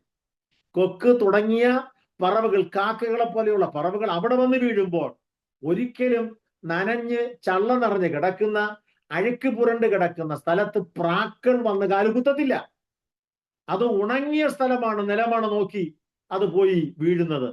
ഞാൻ പറഞ്ഞു വന്നതിന്റെ താല്പര്യം, രക്ഷിക്കപ്പെട്ട് സ്നാനപ്പെട്ട് ദൈവാത്മാവിന്റെ അഭിഷേകത്താൽ ജീവിതം നയിക്കുന്ന നാം നമ്മെ തന്നെ സൂക്ഷിക്കണം. ഓക്കെ, അപ്പോൾ പുളിപ്പെന്ന് പറയുന്നത് 2 വിധത്തിലാണ്. ഒന്ന്, ജീവിതത്തിലുള്ള ശുദ്ധി. അതിന് 2 വാക്യങ്ങൾ നിങ്ങളുടെ ശ്രദ്ധയിൽ കൊണ്ടുവരാം. 1 കൊരിന്ത്യർ 5:1 1-ാം ഭാഗം ഒന്ന് വായിച്ച. 5:1 1-ാം ഭാഗം. 1 കൊരിന്ത്യർ 5-ാം അധ്യായം അതിന്റെ 1-ാം ഭാഗം. നിങ്ങളുടെ ഇടയിൽ ദുർനടപ്പ് ഉണ്ടെന്ന് കേൾക്കുന്നു. മതി, നിങ്ങളുടെ ഇടയിൽ ദുർനടപ്പുണ്ടെന്ന് കേൾക്കുന്നു. ഇത് സഭയ്ക്കകത്താ. കണ്ടോ, ന്യൂയോർക്ക് സിറ്റിയിലല്ല, ലണ്ടൻ സിറ്റിയിലല്ല, മദ്രാസ് സിറ്റിയിലല്ല, എറണാകുളം പട്ടണത്തിലുമല്ല. ഇത് ദൈവസഭയ്ക്കകത്ത്. കൊരിന്തിലുള്ള വിശുദ്ധന്മാർക്ക് പൗലൂസ് ലേഖനം എഴുതുമ്പോൾ പറയുന്നു, നിങ്ങളുടെ ഇടയിൽ ദുർനടപ്പുണ്ടെന്ന് കേൾക്കുന്നു. കണ്ടോ, ജീവിതത്തിലുള്ള അശുദ്ധിയെ പൗലൂസ് ചൂണ്ടിക്കാണിക്കുന്നു. അപ്പോൾ ദൈവമക്കൾ വളരെ ശ്രദ്ധിക്കേണ്ടത്, നമ്മുടെ ജീവിതത്തെ കാത്തു സൂക്ഷിക്കേണ്ടത് നമ്മുടെ ഉത്തരവാദിത്വമാണ്. ഓക്കെ, ഇനി 8-ാം വാക്യം വായിച്ചോ. അതേ അധ്യായം, 1 Corinthians chapter 5 verse 8. അതേ അധ്യായം 8-ാം വാക്യം. ആകയാൽ നാം പഴയ പുളിമാവ് കൊണ്ടല്ല, ആകയാൽ നാം പഴയ പുളിമാവ് കൊണ്ടല്ല, അടുത്ത് തിന്മയും ദുഷ്ടതയും ആയ പുളിമാവ് കൊണ്ടുമല്ല, സ്വച്ഛതയും സത്യവുമായ പുളിപ്പില്ലായ്മ കൊണ്ട് തന്നെ ഉത്സവം ആചരിക്കുക. എത്ര സന്തോഷകരമായി കൊടുത്തിരിക്കുന്നു, കണ്ടോ, എത്ര അർത്ഥസമ്പുഷ്ടമായ കാര്യം. ആകയാൽ നാം പഴയ പുളിമാവ് കൊണ്ടല്ല, തിന്മയും ദുഷ്ടതയും ആയ പുളിമാവ് കൊണ്ടും അല്ല, എടുത്തു പറയുകയാണ്, മറിച്ച് സ്വച്ഛതയും സത്യവുമായ പുളിപ്പില്ലായ്മ കൊണ്ട് തന്നെ ഉത്സവം ആചരിക്കണം. അപ്പോൾ ജീവിതത്തിലുള്ള അശുദ്ധിയാണ് ഒന്ന്. ഓക്കെ, നമുക്ക് ലളിതമായി പറഞ്ഞാൽ ജീവിത പിശക്. ജീവിതത്തിൽ പിശക് പറ്റാൻ പാടില്ല. ജീവിതത്തെ സൂക്ഷിക്കണം. വളരെ നമ്മൾ അറിയണം, ജീവിതം ഒന്നേ ഉള്ളൂ. ഈ ജീവിതത്തെ നമ്മൾ കാത്തു സൂക്ഷിച്ചേ പറ്റത്തുള്ളൂ. ഈ ജീവിതത്തെ കാത്തു സൂക്ഷിച്ചാൽ നമുക്ക് ലഭിക്കുന്നത് ഒരു നിത്യതയാണ്. നിത്യത എന്ന് പറഞ്ഞാൽ ഒറ്റ വാക്കിൽ പറഞ്ഞ് വിടാൻ എളുപ്പം, നിത്യത. എൻ്റെ തമ്പുരാനെ, അതിനെക്കുറിച്ചുള്ള വിശദീകരണം എന്ന് പറഞ്ഞാൽ നമ്മുടെ ബ്രെയിൻ ഹീറ്റാകും. അതാണ് നിത്യത എന്ന് പറയുന്നത്. അന്തമില്ലാത്ത, അറ്റമില്ലാത്ത, അറുതിയില്ലാത്ത, അവസാനിക്കാത്ത ഒരു യുഗം. അങ്ങനെ ഒരു നിത്യതയ്ക്ക് വേണ്ടിയാണ് നമ്മൾ ഇവിടെ പലതും കളയേണ്ടത്, പലതും ഉപേക്ഷിക്കേണ്ടത്, പലതിനോടും ഗുഡ് ബൈ പറയേണ്ടത്. ടാറ്റ അല്ല, ഗുഡ് ബൈ പറയേണ്ടത്. ഓക്കെ, അപ്പോൾ ജീവിത പിശക് ഒന്ന്. 2, ഉപദേശത്തിലെ അശുദ്ധി, ഉപദേശ പിശക്. അപ്പൊ ജീവിതം കാത്തു സൂക്ഷിക്കുന്ന ദൈവ പൈതൽ രണ്ടാമത് സൂക്ഷിക്കേണ്ട ഉപദേശം. കണ്ടോ? അപ്പോൾ അതിന് ആധാരമായിട്ട് നമുക്ക് 2 വാക്യങ്ങൾ വായിക്കേണ്ടിയിരിക്കുന്നു. ദയവായിട്ട് എടുത്താലും മത്തായി സുവിശേഷം 16-ാം അധ്യായത്തിന്റെ 6 മുതലുള്ള വേദഭാഗം ഒന്ന് വായിക്കാമോ? മത്തായി 16-ന്റെ 6 മുതൽ. എന്നാൽ യേശു അവരോട്, നോക്കൂ, പരീശന്മാരുടെയും സദൂക്കരുടെയും പുളിച്ച മാവ് സൂക്ഷിച്ചു കൊള്ളുവീൻ എന്ന് പറഞ്ഞു. മതി, പരീശന്മാരുടെയും സദൂക്യരുടെയും പുളിച്ച മാവ്. താഴോട്ട് വായിക്കുമ്പോൾ കുറെ വായിക്കുന്നുണ്ട്, അതാണ് ഞാൻ അവിടെ നിർത്തിപ്പിച്ചത്. സമയത്തിന്റെ കുറവ് കൊണ്ട് നിങ്ങൾ അത് കുറിച്ചെടുക്കുക. 16-ന്റെ 6 മുതൽ 12 വരെ. അപ്പൊ നിങ്ങൾക്ക് സാവധാനത്തിൽ വായിച്ച് മനസ്സിലാക്കാൻ പറ്റും. ഓൾ റൈറ്റ്, ശ്രദ്ധിക്കേണ്ടത് പരീശന്മാരുടെയും സദൂക്യരുടെയും പുളിച്ച മാവ്. ഇത് കേട്ടപ്പോൾ ശ്രോതാക്കൾക്ക് തോന്നിയത് സാധാരണ അപ്പത്തെ കുറിച്ചാണ് കർത്താവ് പറയുന്നതെന്ന്. എന്നാൽ തമ്പുരാൻ അത് തെളിയിച്ചു കൊടുത്തു. ഇത് കേവലം ഇവിടെ പറഞ്ഞിരിക്കുന്ന പുളിച്ച മാവെന്ന് പറഞ്ഞത് കേവലം അപ്പത്തെ കുറിച്ചല്ല, മാവിനെ കുറിച്ചല്ല, മറിച്ച് ഉപദേശത്തെ കുറിച്ചാണ്. അത് 11-ാം വാക്യത്തിൽ വ്യക്തമാക്കിയിട്ടുണ്ട്. വായിച്ചോ. പരീശന്മാരുടെയും സദൂക്യരുടെയും പുളിച്ച മാവ് സൂക്ഷിച്ചു കൊള്ളണം എന്ന് പറഞ്ഞത് അപ്പത്തെ കുറിച്ച് അല്ല എന്ന് തിരിച്ചറിയാത്തത് എന്ത്? അപ്പത്തെ കുറിച്ചല്ല എന്ന് തിരിച്ചറിയാത്തത് എന്ത്? അടുത്ത വാക്യം. അങ്ങനെ അപ്പത്തിന്റെ പുളിച്ച മാവല്ല, പരീശന്മാരുടെയും സദൂക്യരുടെയും ഉപദേശമത്രേ സൂക്ഷിച്ചു കൊള്ളുവാൻ അവൻ പറഞ്ഞു എന്ന് അവർ ഗ്രഹിച്ചു. Praise the lord. നിങ്ങൾ ആയിരിക്കുന്ന സ്ഥാനങ്ങളിൽ ഇരുന്നു കൊണ്ട് കരം ഉയർത്തിയോ ഉയർത്താതെയോ ഇങ്ങോട്ട് കേട്ടില്ലേലും കുഴപ്പമില്ല, ദൈവത്തിന് ഒരു മഹത്വം കൊടുക്കുന്നത് ഏറ്റവും നല്ലതാ. കണ്ടോ, ഒന്ന് ജീവിതത്തിന്റെ വിശുദ്ധി, 2 ഉപദേശ ശുദ്ധി. ദൈവസഭയ്ക്കകത്ത് വന്നെത്തിയിരിക്കുന്ന നമുക്ക് ഉപദേശമുണ്ട്. ഉപദേശപ്രകാരം ജീവിക്കേണ്ടവരാണ് ദൈവസഭ, ദൈവമക്കൾ. ഉപദേശപരമായ വിഷയങ്ങൾക്ക് വേണ്ടി ഉപയോഗിച്ചിരിക്കുന്ന പുതിയ നിയമത്തിലെ അനുഗ്രഹീതമായ പാർട്ടാണ് ഡിപ്പാർട്ട്മെന്റ് എന്ന് പറയാം. ഡോക്ട്രിനൽ ഉപദേശപരമായ വിഭാഗം. അതാണ് 21 ലേഖനങ്ങൾ. ബുക്ക് ഓഫ് റോമൻസ് 2, ജൂഡ്, റോമാലേഖനം തുടങ്ങി യൂദാലേഖനം വരെയുള്ള 21 ലേഖനങ്ങൾ എന്ന് പറയുന്നത് പുതിയ നിയമസഭയുടെ നട്ടല്ല. ഈ ലേഖനങ്ങൾ നമ്മൾ ശാന്തമായി പഠിക്കണം. എന്തോരം ഉപദേശങ്ങളാണ് ഇതിനകത്ത് കൊടുത്തിരിക്കുന്നത്. ഈ ഉപദേശങ്ങളെല്ലാം ദൈവസഭ പാലിക്കേണ്ടതാണ്. ദൈവസഭ ഉപദേശത്തിൽ അധിഷ്ഠിതമായി ഓരോ ചുവടും മുന്നോട്ട് വെച്ച് നീങ്ങേണ്ടവരാണ്. ദൈവസഭ ഉപദേശപ്രകാരം ജീവിക്കേണ്ടവരാണ്. ദൈവസഭയുടെ വളർച്ച അത് ഉപദേശപരമായിട്ടായിരിക്കണം, ഉപദേശപ്രകാരമായിരിക്കണം. നിങ്ങൾക്ക് എല്ലാവർക്കും വളരെ പരിചിതമായ ഉപദേശങ്ങളാണ്. അടിസ്ഥാന വേദ ഉപദേശം എന്ന തലക്കെട്ടോടുകൂടെ നമ്മുടെ പിതാക്കന്മാരുടെ കാലം മുതൽ പഠിപ്പിച്ചു വരുന്ന ഒരു മനോഹരമായ സബ്ജക്റ്റ് അപ്പോസ്തല പ്രവൃത്തി 2-ാം അധ്യായം. നമ്മുടെ അടിസ്ഥാന ഉപദേശങ്ങൾ എന്നാണ്. അടിസ്ഥാന ഉപദേശങ്ങൾ, ഫണ്ടമെന്റൽ ഡോക്ട്രിൻസ് എന്നാണ്. ശ്രദ്ധിച്ചാൽ അറിയാം, മാനസാന്തരം, സ്നാനം, പരിശുദ്ധാത്മ സ്നാനം, അത് കഴിഞ്ഞാൽ വേർപാട്. വേർപാട് കഴിഞ്ഞു കഴിഞ്ഞാൽ അടുത്ത് കൊടുത്തിരിക്കുന്നത് അവർ അപ്പോസ്തലന്മാരുടെ ഉപദേശം കേട്ട്. ഇത്രയും കടമ്പകൾ കടന്നു കഴിഞ്ഞാൽ പിന്നെ അവരുടെ ജീവിതത്തിന്റെ അവസാനം വരെ അവർക്ക് ഉപദേശമാണ്. അതും വല്ല ഉപദേശമല്ല, അപ്പോസ്തലന്മാരുടെ ഉപദേശം കേട്ട്. എടുത്തു പറഞ്ഞിരിക്കുക. ആരുടെയെങ്കിലും വായിൽ കൂടെ വരുന്ന പ്രസംഗം കേട്ടെന്ന് എഴുതിയിരുന്നെങ്കിൽ നമ്മൾ രക്ഷപ്പെട്ടേനെ, അല്ലേ? അങ്ങനല്ല. കാണുന്നവരുടെയും കേൾക്കുന്നവരുടെയും വായിലൂടെ പുറപ്പെടുന്ന വാക്കുകൾ കേട്ട് അതിനൊത്തവണ്ണം ജീവിക്കരുത്. മറിച്ച് അപ്പോസ്തോലിക ഉപദേശം, അപ്പോസ്തോലിക് ഡോക്ട്രിൻസ് അല്ലെങ്കിൽ ഡോക്ട്രിൻസ് ഓഫ് അപ്പോസ്റ്റൽസ്, അപ്പോസ്തലന്മാരുടെ ഉപദേശം, അതാണ് വാസ്തവത്തിലുള്ള ദൈവിക ഉപദേശം. പൗലോസ് തന്റെ നിജപുത്രന്മാരിൽ ഒരുവനായ തിമോഥെയോസിനോട് പറയുന്ന ഒരു വാക്കുണ്ട്. തിമോഥെയോസിന്റെ ലേഖനത്തിലുണ്ട്, നിന്നെ തന്നെയും ഉപദേശത്തെയും സൂക്ഷിച്ചു കൊള്ളുക. നിന്നെയും സൂക്ഷിക്കണം, ഉപദേശത്തെയും സൂക്ഷിക്കണം. അതാണ് ഇവിടെ രണ്ട് കാര്യം ഞാൻ പറഞ്ഞത്. ഒന്ന് ജീവിതം, രണ്ട് ഉപദേശം. കണ്ടോ, രണ്ടും സൂക്ഷിക്കണം. അങ്ങനെ നീ ചെയ്താൽ നീ നിന്നെയും നിന്റെ പ്രസംഗം കേൾക്കുന്നവരെയും രക്ഷിക്കുമെന്നാണ് പൗലോസ് എഴുതി വെച്ചിരിക്കുന്നത്. അപ്പോൾ നമ്മൾ ഈ കേൾക്കുന്ന ഉപദേശപ്രകാരം ജീവിച്ച് മറ്റുള്ളവരെ പഠിപ്പിച്ചാൽ നാം നമ്മെയും കേൾവിക്കാരെയും രക്ഷിക്കും. ഓക്കെ. വേറെ ആധുനിക സംവിധാനങ്ങളൊക്കെ എന്തൊക്കെ നമ്മൾ കണ്ടുപിടിച്ച് കൊണ്ടുവന്നാലും അതൊന്നും നിത്യതയിൽ കൊണ്ടെത്തിക്കുന്നതല്ല. നിത്യതയിൽ എത്തിക്കുവാൻ പര്യാപ്തമായത് ദൈവിക ഉപദേശമാണ്. അപ്പോൾ ഈ പുളിപ്പ് എന്ന് പറഞ്ഞത് എന്താണെന്ന് നിങ്ങൾക്ക് മനസ്സിലായി എന്ന് ഞാൻ ചിന്തിക്കുന്നു. ഓക്കെ. പുളിപ്പില്ലാത്ത മാവ് കൊണ്ടുണ്ടാക്കിയതായിരുന്നു ഈ അപ്പം. അടുത്തതായിട്ട് നമ്മൾ അറിയേണ്ടത്, ഈ അപ്പം ഇസ്രായേലിലെ പുരോഹിതന്മാർ ഭക്ഷിക്കേണ്ടിയിരുന്നു. ഈ അപ്പം അല്ലെങ്കിൽ കാഴ്ചയപ്പം ഇസ്രായേലിലെ പുരോഹിതന്മാർ ഭക്ഷിക്കേണ്ട അപ്പമായിരുന്നു. ഇത് പോകുന്നവർക്കും വരുന്നവർക്കും എടുത്ത് കഴിക്കേണ്ട സാധനമല്ല. വളരെ ശ്രദ്ധിക്കണം. ഇത് പുരോഹിതന്മാർക്ക് വേണ്ടി നൽകിയ അപ്പമാണ്. പുരോഹിതന്മാരാണ് ഇത് കഴിക്കേണ്ടത്. വേറെ അവിടെ വരുന്ന ഇസ്രായേൽ ജനങ്ങൾക്ക് ഇത് കഴിക്കാൻ വ്യവസ്ഥയില്ല. ഓക്കെ. അപ്പോൾ കാഴ്ചയപ്പം ഇസ്രായേലിലെ പുരോഹിതന്മാർക്ക് ഭക്ഷിക്കുവാനുള്ള ആഹാരമാണ്.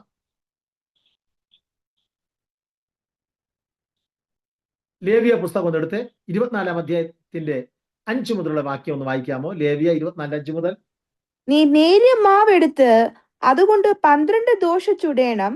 ഓരോ ദോശ 2 ഇടങ്ങഴി മാവ് കൊണ്ട് ആയിരിക്കണം.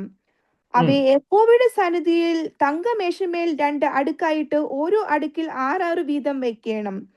ഓരോ അടുക്കുമേൽ എല്ലാം വായിച്ച് സമയം കളയണ്ട സിസ്റ്ററെ. അതിന്റെ 9-ാം വാക്യം കൊണ്ടൊന്ന് വായിച്ചേ. അത് അഹരോനും പുത്രന്മാർക്കും ഉള്ളതായിരിക്കണം. അവർ അത് മതി. അത് അഹരോനും പുത്രന്മാർക്കും ഉള്ളതാണ്. അപ്പോൾ ഈ അപ്പം ഇസ്രായേൽ ജനത്തിന് മൊത്തം ഉള്ളതല്ല. ഇത് ആലയത്തിൽ പാർത്ത് കർത്തൃവേല വിശ്വസ്തയോടെ ചെയ്യുന്ന അഹരോനും പുത്രന്മാർക്കും എന്ന് പറഞ്ഞാൽ അഹരോൻ മഹാപുരോഹിതൻ, പുത്രന്മാർ പുരോഹിതന്മാർ.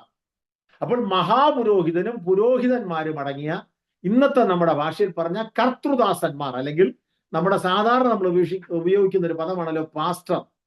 പാസ്റ്റർമാർക്ക് വേണ്ടിയുള്ളതാണ്. ഓക്കെ. അപ്പോൾ ഈ കാഴ്ചയപ്പം പുരോഹിതന്മാർക്കുള്ളതാണ്. അങ്ങനെയാണെങ്കിൽ ഒരു കാര്യം ശ്രദ്ധിക്കണം. പഴയ നിയമത്തിൽ പൗരോഹിത്യം എന്ന് പറഞ്ഞാൽ വളരെ ശ്രേഷ്ഠമേറിയതാണ്. പുരോഹിതൻ എന്ന് പറഞ്ഞാൽ വളരെ ശ്രേഷ്ഠമേറിയ ഒരു പദവിയാണ്. അതിലും പ്രത്യേകിച്ച് മഹാപുരോഹിതൻ എന്ന് പറഞ്ഞാൽ ഇസ്രായേൽ ജനത്തിന്റെ ഇടയിൽ ഇത്രയേറെ മതിപ്പുള്ളൊരു കഥാപാത്രം വേറെ ഇല്ല. കണ്ടോ, നമ്മൾ അറിയുന്നില്ലേ, സൻഹദ്രി സംഘം യഹൂദന്മാരുടെ കോടതിയാണ്. യഹൂദ സന്നദ്രി സംഘം. ആ സന്നദ്രി സംഘത്തിൽ 70 അംഗങ്ങളുണ്ട്. ആ 70 അംഗങ്ങളുടെ തലപ്പത്തിരിക്കുന്ന വേറൊരു അംഗമുണ്ട്. 70+1, അങ്ങനെ 71. 71 എന്ന് കേൾക്കുന്ന ആ കഥാപാത്രമാണ് മഹാപുരോഹിതൻ.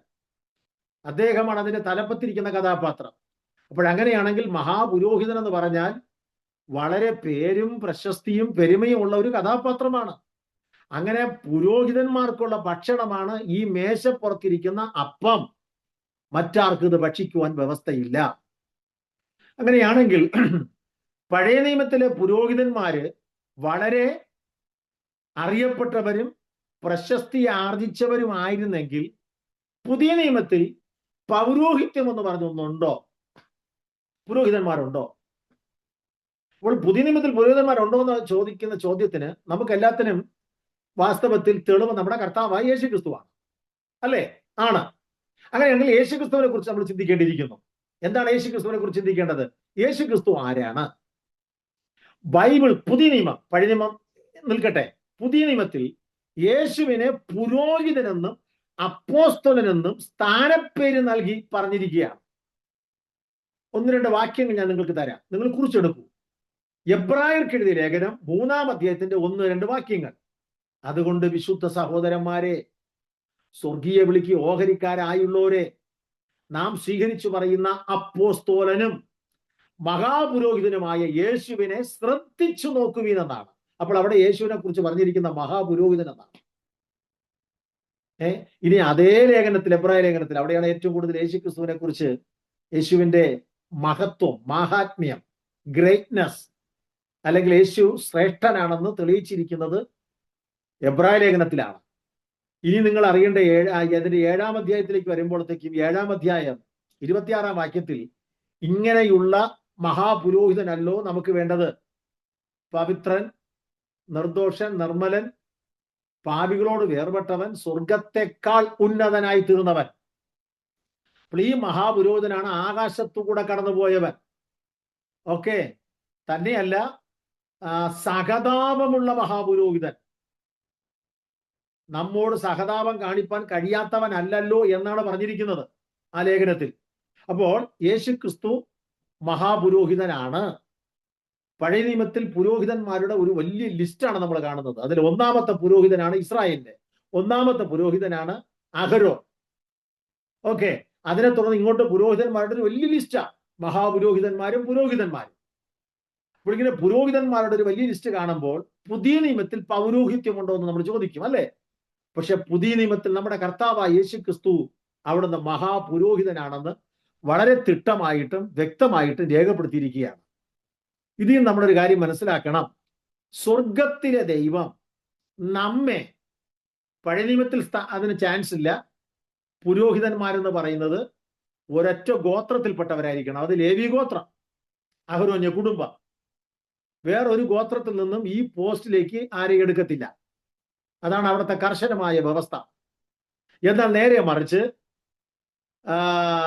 പുതിയ നിയമത്തിലോട്ട് വരുമ്പോൾ സ്വർഗത്തിലെ ദൈവം പഴയ നിയമപ്രകാരമുള്ള പൗരോഹിത്യത്തിനെല്ലാം തിരശീല ഇട്ടതിന് ശേഷം അവിടുന്ന് മറ്റൊരു പൗരോഹിത്യം എന്ന് പറഞ്ഞാൽ അതിന്റെ അർത്ഥം, അതിനെക്കുറിച്ച് പത്രോസാണ് പറയുന്നത്, രാജകീയ പുരോഹിത വർഗം. അപ്പോൾ പുതിയ നിയമത്തിൽ നമ്മെ എല്ലാവരെയും, പഴയ നിയമത്തിൽ എന്ന് പറഞ്ഞാൽ അഹരോന്റെ കുടുംബത്തിൽപ്പെട്ട ലേവി ഗോത്രത്തിൽപ്പെട്ടവർക്ക് മാത്രം പൗരോഹിത്യമെങ്കിൽ, പുതിയ നിയമത്തിൽ കർത്താവായ യേശുക്രിസ്തുവിൽ കൂടെ നിത്യരക്ഷ കരസ്ഥമാക്കിയ സകലരെയും സ്വർഗത്തിലെ ദൈവം പുരോഹിത വർഗമാക്കി തീർത്തിരിക്കുക. ഇനി പുരോഹിതൻ എന്ന് പറഞ്ഞാൽ എന്താണ്?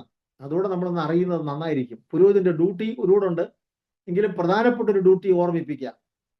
സാധാരണ പഴയ നിയമത്തിലെ പ്രധാന കഥാപാത്രങ്ങളിൽ ഒരാളാണ് പുരോഹിതൻ. ഇസ്രായേലിന് കൂടാതെ കാലാന്തരത്തിൽ പ്രവാചകന്മാരെ ദൈവം എഴുന്നേൽപ്പിച്ചു. പണ്ട് മുതലേ ഉണ്ട്. മോശ പ്രവാചകനാണ്, അബ്രഹാം പ്രവാചകനാണ്, ഹനോക്ക് പ്രവാചകനായിരുന്നു, മിരിയാം പ്രവാചകിയായിരുന്നു. ഇങ്ങനെ ധാരാളം പ്രവാചകന്മാരുണ്ട്. ഈ പ്രവാചകനെയും പുരോഹിതനെയും വെച്ച് നമ്മൾ പഠിക്കുമ്പോൾ രണ്ടുപേരും ചെയ്യുന്ന ഡ്യൂട്ടി രണ്ടാ. പ്രവാചകനാകട്ടെ ദൈവത്തിൽ നിന്ന് അരുളപ്പാട് വാങ്ങി ജനത്തോട് അറിയിക്കുന്നു, അല്ലെങ്കിൽ ജനത്തോട് സംസാരിക്കുന്നു. പ്രവാചകൻ ദൈവത്തിൽ നിന്ന് സ്വീകരിച്ചിട്ട് മനുഷ്യനോട് സംസാരിക്കുന്നു. ഇതാണ് പ്രവാചകൻ. പുരോഹിതൻ അങ്ങനല്ല. പുരോഹിതൻ മനുഷ്യരുടെ ആവശ്യങ്ങൾ അനുദിനവും അറിഞ്ഞിട്ട്, കേട്ടിട്ട്, മനസ്സിലാക്കിയിട്ട് മനുഷ്യർക്ക് വേണ്ടി ദൈവത്തോട് സംസാരിക്കുന്നവനാണ് പുരോഹിതൻ. മഹാപുരോഹിതനായ അഹരോനെ കുറിച്ച് പഠിക്കുമ്പോഴും അതാണ്, മറ്റു പുരോഹിതന്മാരെ കുറിച്ചൊക്കെ പഠിക്കുമ്പോൾ അങ്ങനെയാണ്.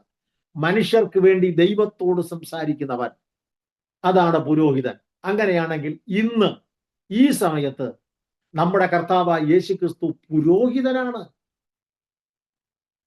ഇന്നത്തെ യേശുക്രിസ്തുവിന്റെ ഏറ്റവും വലിയ ഡ്യൂട്ടി എന്ന് പറയുന്നത് പൗരോഹിത്യ നിർവഹണം. കർത്താവ് ശ്രേഷ്ഠ മഹാപുരോഹിതനായിട്ട് പിതാവിന്റെ വലത്ത് ഭാഗത്ത് ഇരുന്ന് നമുക്ക് വേണ്ടി മധ്യസ്ഥത അണയ്ക്കുന്നു, അല്ലെങ്കിൽ പക്ഷപാതം ചെയ്യുന്നു. ഓൾറൈറ്റ്, അങ്ങനെയാണെങ്കിൽ വളരെ ശ്രദ്ധിക്കേണ്ട ഒരു പ്രധാനപ്പെട്ട വസ്തുത, പുരോഹിതന്റെ ജോലി മനുഷ്യർക്ക് വേണ്ടി ദൈവത്തോട് സംസാരിക്കണം. ഞാനൊരു വാക്ക് പറഞ്ഞ് മുന്നോട്ട് പോകാം. സ്വർഗത്തിലെ ദൈവം ഈ പുതിയ നിയമ കാലഘട്ടത്തിൽ രക്ഷിക്കപ്പെട്ട് സ്നാനപ്പെട്ട് വിശുദ്ധി വേർപാട് കാത്തു സൂക്ഷിച്ച് ദൈവസഭയ്ക്കകത്ത് ആരാധിക്കുന്ന സകലരെയും ദൈവം രാജകീയ പുരോഹിത വർഗമാക്കി നിർത്തിയിരിക്കുക. അപ്പൊ നമ്മുടെ ഏറ്റവും പ്രധാനപ്പെട്ട ജോലി എന്ന് പറഞ്ഞാൽ മനുഷ്യർക്ക് വേണ്ടി നമ്മൾ ദൈവത്തോട് സംസാരിക്കുന്നവരായിരിക്കണം. മനുഷ്യർക്ക് വേണ്ടി എന്ന് പറഞ്ഞാൽ നാം അനുഭവിച്ചിരിക്കുന്ന ആത്മരക്ഷ, നിത്യരക്ഷ കൈവരിക്കാത്ത ആയിരങ്ങളല്ല, പതിനായിരങ്ങളല്ല, ജനകോടികളാണ് ഇന്ന് ഉലകത്തിലുള്ളത്. അപ്പൊ നമ്മുടെ കണ്ണിൽപ്പെട്ട ആയിരങ്ങളുണ്ട്, നമ്മുടെ അറിവിൽപ്പെട്ട ആയിരങ്ങളുണ്ട്. അവരോട് അവർക്ക് വേണ്ടി ദൈവത്തോട് സംസാരിക്കേണ്ടത് നമ്മുടെ ജോലിയാണ്. അവർക്ക് വേണ്ടി. ഓക്കെ, എന്ന് പറഞ്ഞാൽ കുറച്ചുകൂടെ തിരുത്തി പറയാം, നമ്മൾ ആരോടൊക്കെ സുവിശേഷം പറയുന്നോ, ആരെല്ലാം ഈ സുവിശേഷ കൂട്ടായ്മകൾക്ക് വേണ്ടി ക്ഷണിക്കുന്നോ, അവരെല്ലാം ദൈവസന്നിധിയിൽ ദൈവകരങ്ങളിൽ ഏൽപ്പിച്ച് അവർക്ക് വേണ്ടി പ്രാർത്ഥിക്കണം. അതാണ് അവർക്ക് വേണ്ടി സംസാരിക്കണം എന്ന് പറയുന്നതിന്റെ ശരിക്കുള്ള സാരാംശം. എനിവേ, കാഴ്ചയപ്പം ഇസ്രായേലിലെ പുരോഹിതന്മാർ ഭക്ഷിക്കേണ്ടതായിരുന്നു. ഓക്കെ, അപ്പോൾ പുതിയ നിയമത്തിൽ നമ്മളെല്ലാം പുരോഹിത വർഗമാണെന്ന് പത്രോസിന്റെ ലേഖനത്തിലും ഇനി എന്തിനേറെ വെളിപ്പാട് പുസ്തകത്തിൽ ഒന്നിലധികം പ്രാവശ്യം പറഞ്ഞിരിക്കുകയാണ്. അതിലൊരു വാക്യം പറഞ്ഞു വിടാം. വെളിപ്പാട് 1:6 നമ്മെ സ്നേഹിക്കുന്നവനും നമ്മുടെ പാപം പോക്കി നമ്മെ തന്റെ രക്തത്താൽ വിടുവിച്ച് തന്റെ പിതാവായ ദൈവത്തിന്, മലയാളത്തിൽ ഒരു വ്യത്യാസമുണ്ട്, അതുകൊണ്ട് ഇംഗ്ലീഷ് പരിശോധിക്കണം, KJV. തന്റെ പിതാവായ ദൈവത്തിന് നമ്മെ രാജാക്കന്മാരും പുരോഹിതന്മാരും ആക്കി തീർത്തവനെന്നാണ്. മലയാളത്തിൽ രാജ്യം എന്നാണ്, അങ്ങനല്ല, രാജാക്കന്മാരെന്നാണ്. ഞാനതിന്റെ തമിഴ് ഭാഷാന്തരം പരിശോധിച്ച് നോക്കിയപ്പോഴത്തേക്കും തമിഴിലും കറക്റ്റായി കൊടുത്തിരിക്കുന്നു, രാജാക്കളും ആസര്യറുകളും എന്നാണ്. രാജാക്കളും ആസര്യറുകളും, കണ്ടോ, രാജാക്കന്മാരും പുരോഹിതന്മാരും എന്നാണ്. ആ വാക്യത്തെ ആസ്പദീകരിച്ച് തമിഴ്നാടിന്റെ പ്രശസ്ത ഗായകൻ ഫാദർ പെർഗമൻസ് എഴുതിയ ഒരു പാട്ടിന്റെ ഈരടിയിൽ തന്നെ അത് സൂചിപ്പിച്ചിട്ടുണ്ട്. പ്രത്യേകിച്ച് ആ ദൈവമനുഷ്യന്റെ പാട്ടുകൾ 99% ദൈവവചനങ്ങളെ കണക്ട് ചെയ്ത് വചനങ്ങളെ ചേർത്തിണക്കിയ പാട്ടുകളാണ്. താൻ അതിൽ പിതാവേ ഉമ്മ ആരാധിക്കിன்றോ എന്ന് പറഞ്ഞ ആ തമിഴ് ഗാനത്തിൽ മകനാകെ തെരിந்து കൊണ്ടീർ മറുപടി പിറക്ക വൈത്തീർ, മകളാകെ തെരിந்து കൊണ്ടീർ മറുപടി പിറക്ക വൈത്തീർ. അടുത്ത വാക്ക് ശ്രദ്ധിക്കണം, രാജാക്കളും നാങ്കളെ ആസര്യറുകളും നാങ്കളെ എന്നാണ്. അപ്പം രാജാക്കന്മാരും പുരോഹിതന്മാരും, സ്വർഗത്തിലെ ദൈവം നമ്മെ ആക്കിയിരിക്കുന്നത് രാജാക്കന്മാരും പുരോഹിതന്മാരുമാണ്. രാജകീയ പുരോഹിത വർഗമെന്ന് പത്രോസ് ഒറ്റ വാക്കിൽ സൂചിപ്പിച്ചിരിക്കുന്നു. ഓക്കെ, അടുത്തിനി ഈ അപ്പത്തെക്കുറിച്ച് നമ്മൾ മനസ്സിലാക്കേണ്ട അടുത്ത സത്യം, ദൈവവും ആചാര്യന്മാരും തൃപ്തിപ്പെടുന്നു. ദൈവവും ആചാര്യന്മാർ, ഇവിടെ ആചാര്യന്മാർ എന്ന് പറഞ്ഞിരിക്കുന്നത് ദൈവത്തിന് വേണ്ടി വേർതിരിക്കപ്പെട്ടവരാണ്. ഓക്കെ, അപ്പം മേശമേൽ ഇരിക്കുന്നതിനാൽ ദൈവവും ആചാര്യന്മാർ ഭക്ഷിക്കുന്നതിനാൽ മനുഷ്യരും ഇങ്ങനെ ഇരുകൂട്ടരും തൃപ്തിപ്പെടുന്നു. ഈ മേശപ്പുറത്ത് ദൈവം പറഞ്ഞ വ്യവസ്ഥയ്ക്കൊത്തവണ്ണം അപ്പം ഇവിടെ കൊണ്ടുവരുന്ന അപ്പം ഇവിടെ സ്ഥിരമായിട്ടിരിക്കുന്നു. ഈ അപ്പം എല്ലാ ശബത്ത് തോറുമാണ് മാറ്റുന്നത്. ഈ അപ്പം ഞാൻ നേരത്തെ പറഞ്ഞല്ലോ, ഇത് പുരോഹിതന്മാർക്കുള്ളതാണ്. അപ്പോൾ ഈ ദൈവവും ആചാര്യന്മാരും ഇത് തൃപ്തിപ്പെടുവാൻ കാരണം, ഒന്ന്, അപ്പം മേശമേലാണ് ഇരിക്കുന്നത്. മേശ ഇരിക്കുന്നത് വിശുദ്ധ സ്ഥലത്താണ്. അപ്പോൾ അതുകൊണ്ട് ദൈവം ഇതിൽ പ്രസാദിക്കുകയാണ്, തൃപ്തിപ്പെടുകയാണ്. രണ്ട്, ആചാര്യന്മാർ, വേർതിരിക്കപ്പെട്ടവർ, ദൈവത്തിന് വേണ്ടി വേർതിരിക്കപ്പെട്ട പുരോഹിതന്മാർ ഇത് ഭക്ഷിക്കുന്നത് കൊണ്ട് മനുഷ്യരും ഇങ്ങനെ തൃപ്തിപ്പെട്ടു പോവുകയാണ്. അപ്പോൾ ക്രിസ്തു യേശുവിൽ ദൈവവും മനുഷ്യരും ഒരുപോലെ തൃപ്തി പ്രാപിക്കുന്ന അവസ്ഥയാണ് ഇത് കാണിക്കുന്നത്. ഇനി മറ്റൊരു വസ്തുത കൂടെ നമ്മൾ അറിയണം. ഇത് വിശുദ്ധ സ്ഥലത്ത് വെച്ച് വേണം തിന്നാൻ. ഇത് വിശുദ്ധ സ്ഥലത്ത് വെച്ച് വേണം തിന്നാൻ. വേറെങ്ങും എടുത്തോണ്ട് പോകാൻ പാടില്ല. ലേവ്യ പുസ്തകം 24:9 ഒന്ന് വായിക്കാം. ലേവ്യ 24:9. അത് അഹരോനും പുത്രന്മാർക്കും ഉള്ളതായിരിക്കണം. അവർ അത് ഒരു വിശുദ്ധ സ്ഥലത്ത് വെച്ച് തിന്നേണം. കണ്ടോ, വല്ലതും കൊണ്ട് കിടക്കാൻ പാടില്ല. നമ്മൾ കടയിൽ പോകുന്ന വഴിക്ക് കടയിൽ നിന്ന് എന്തെങ്കിലും മേടിച്ച് വാഹനത്തിൽ വെച്ച് കഴിക്കാറുണ്ട്. വിശപ്പടക്കാൻ പോകുന്ന വഴിക്ക് പലയിടത്തും വണ്ടി നിർത്തി കഴിക്കാറുണ്ട്, കടകൾ കയറി കഴിക്കാറുണ്ട്. അത് നമ്മുടെ പിന്നെ വിശപ്പടക്കാൻ വേണ്ടി നമ്മൾ കഴിക്കുന്ന ആഹാര പദാർത്ഥങ്ങൾ. പക്ഷെങ്കിൽ ഇതും ആഹാരമാണെങ്കിൽ പോലും ആലയത്തിൽ കൊണ്ട് എത്തിച്ച അപ്പമായതുകൊണ്ട്, വിശുദ്ധമായതുകൊണ്ട്, വിശുദ്ധന്മാർക്ക് വേണ്ടി ഉള്ളതായതുകൊണ്ട് ഇത് മറ്റൊരു സ്ഥലത്തേക്ക് കൊണ്ടുപോകാൻ പാടില്ല. ഇത് വിശുദ്ധ സ്ഥലത്ത് വച്ച് തന്നെ തിന്നണം. ഓൾറൈറ്റ്. അത് അവന് ശാശ്വത അവകാശമായി യഹോവയുടെ ദഹനയാഗങ്ങളിൽ അതിവിശുദ്ധവും ആകുന്നു. അപ്പോൾ ഇത് വിശുദ്ധ സ്ഥലത്ത് വെച്ചാണ് തിന്നാൻ. ഇവിടെ ഒരു കാര്യം നമ്മൾ മനസ്സിലാക്കേണ്ടത്, ഇതിനെ കുറിച്ച് പറയുമ്പോൾ ഒരു ചെറിയൊരു എക്സാമ്പിൾ. നമ്മൾ തുടർച്ച എന്ന് പറയുമ്പോൾ ചിലപ്പോൾ മാസത്തിലൊന്നോ അല്ലെങ്കിൽ ആഴ്ച തോറുമോ ഒക്കെ കൂടി വരുമ്പോൾ തിരുമേശ അനുഭവിക്കുന്നവരാണ് റെഗുലറായിട്ട്. ഇവിടെ തിരുമേശ അനുഭവിക്കുമ്പോൾ നമ്മൾ വളരെ ശ്രദ്ധിക്കണം. തിരുമേശ എന്ന് പറയുന്നത് നിസാരമായി കാണേണ്ട ഒന്നല്ല. നമ്മൾ അങ്ങനെ കാണുന്നവരല്ല. പ്രത്യേകിച്ച് നിസാരമായി കാണേണ്ടതല്ല. ഇത് വിശുദ്ധമാണ് എന്ന് പറഞ്ഞാൽ വിശുദ്ധന്മാർക്ക് വേണ്ടി ദൈവം നൽകിയിരിക്കുന്ന ഒരു അനുഗ്രഹിക്കപ്പെട്ട കൂട്ടായ്മയാണ് തിരുമേശ. അതുകൊണ്ട് അത് അനുഭവിക്കുമ്പോൾ തീർത്തും വിശുദ്ധിയോടുകൂടെ അനുഭവിക്കണം. വിശുദ്ധന്മാരുമായി ഒരുമിച്ച് കൂടി വരുമ്പോഴാണ്. വിശുദ്ധ സ്ഥലം എന്ന് പറയുമ്പോഴത്തേക്കും യെരുശലേം ദേവാലയമാണല്ലോ യഹൂദന്മാർക്ക് വിശുദ്ധം. ഇപ്പൊ യെരുശലേം ദേവാലയം ഇല്ല, താനും സമാഗമന കൂടാരവും ഇല്ല, ഇതൊന്നുമില്ല. അപ്പൊ അങ്ങനെ വരുമ്പോഴത്തേക്കും നമ്മൾ അവിടെ കൊണ്ടുവച്ച് കഴിക്കണമെന്നല്ല. പുരോഹിതന്മാർ ദേവാലയത്തിൽ വെച്ച് തന്നെ, വിശുദ്ധ സ്ഥലത്ത് വെച്ച് തന്നെ അത് കഴിക്കണം. അതുപോലെ തിരുമേശയ്ക്ക് വേണ്ടി കൂടി വരുന്ന ദൈവമക്കളുടെ ജീവിതത്തിൽ ഒന്നാമതായിട്ട് വിശുദ്ധിയും വേർപാടും വേണം. വിശുദ്ധിയും വേർപാടും ഇല്ലാതെ തിരുമേശയിൽ കൈ നീട്ടരുത്. ഒരു കർത്തൃദാസൻ അല്ലെങ്കിൽ പാസ്റ്റർക്ക് തിരുമേശയിൽ പങ്കാളികളാകുന്ന വിശ്വാസികളെ വിലയിരുത്തി പിന്നെ രണ്ടായിട്ട് തരംതിരിക്കാൻ പറ്റില്ല.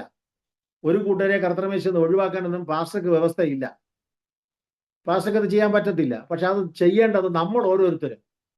ഒരുക്കവും അതിനുള്ള ക്രമീകരണം ഇല്ലെങ്കിൽ അപ്പത്തിൽ കൈ നീട്ടരുത്. അപ്പം കൈനീട്ടി മേടിക്കരുത്. മേടിച്ചില്ല എന്ന് പറഞ്ഞ് ഒന്നും നഷ്ടമാകത്തില്ല. ഒരുക്കമില്ലാതെ ഇത് ഭക്ഷിക്കാൻ പാടില്ല.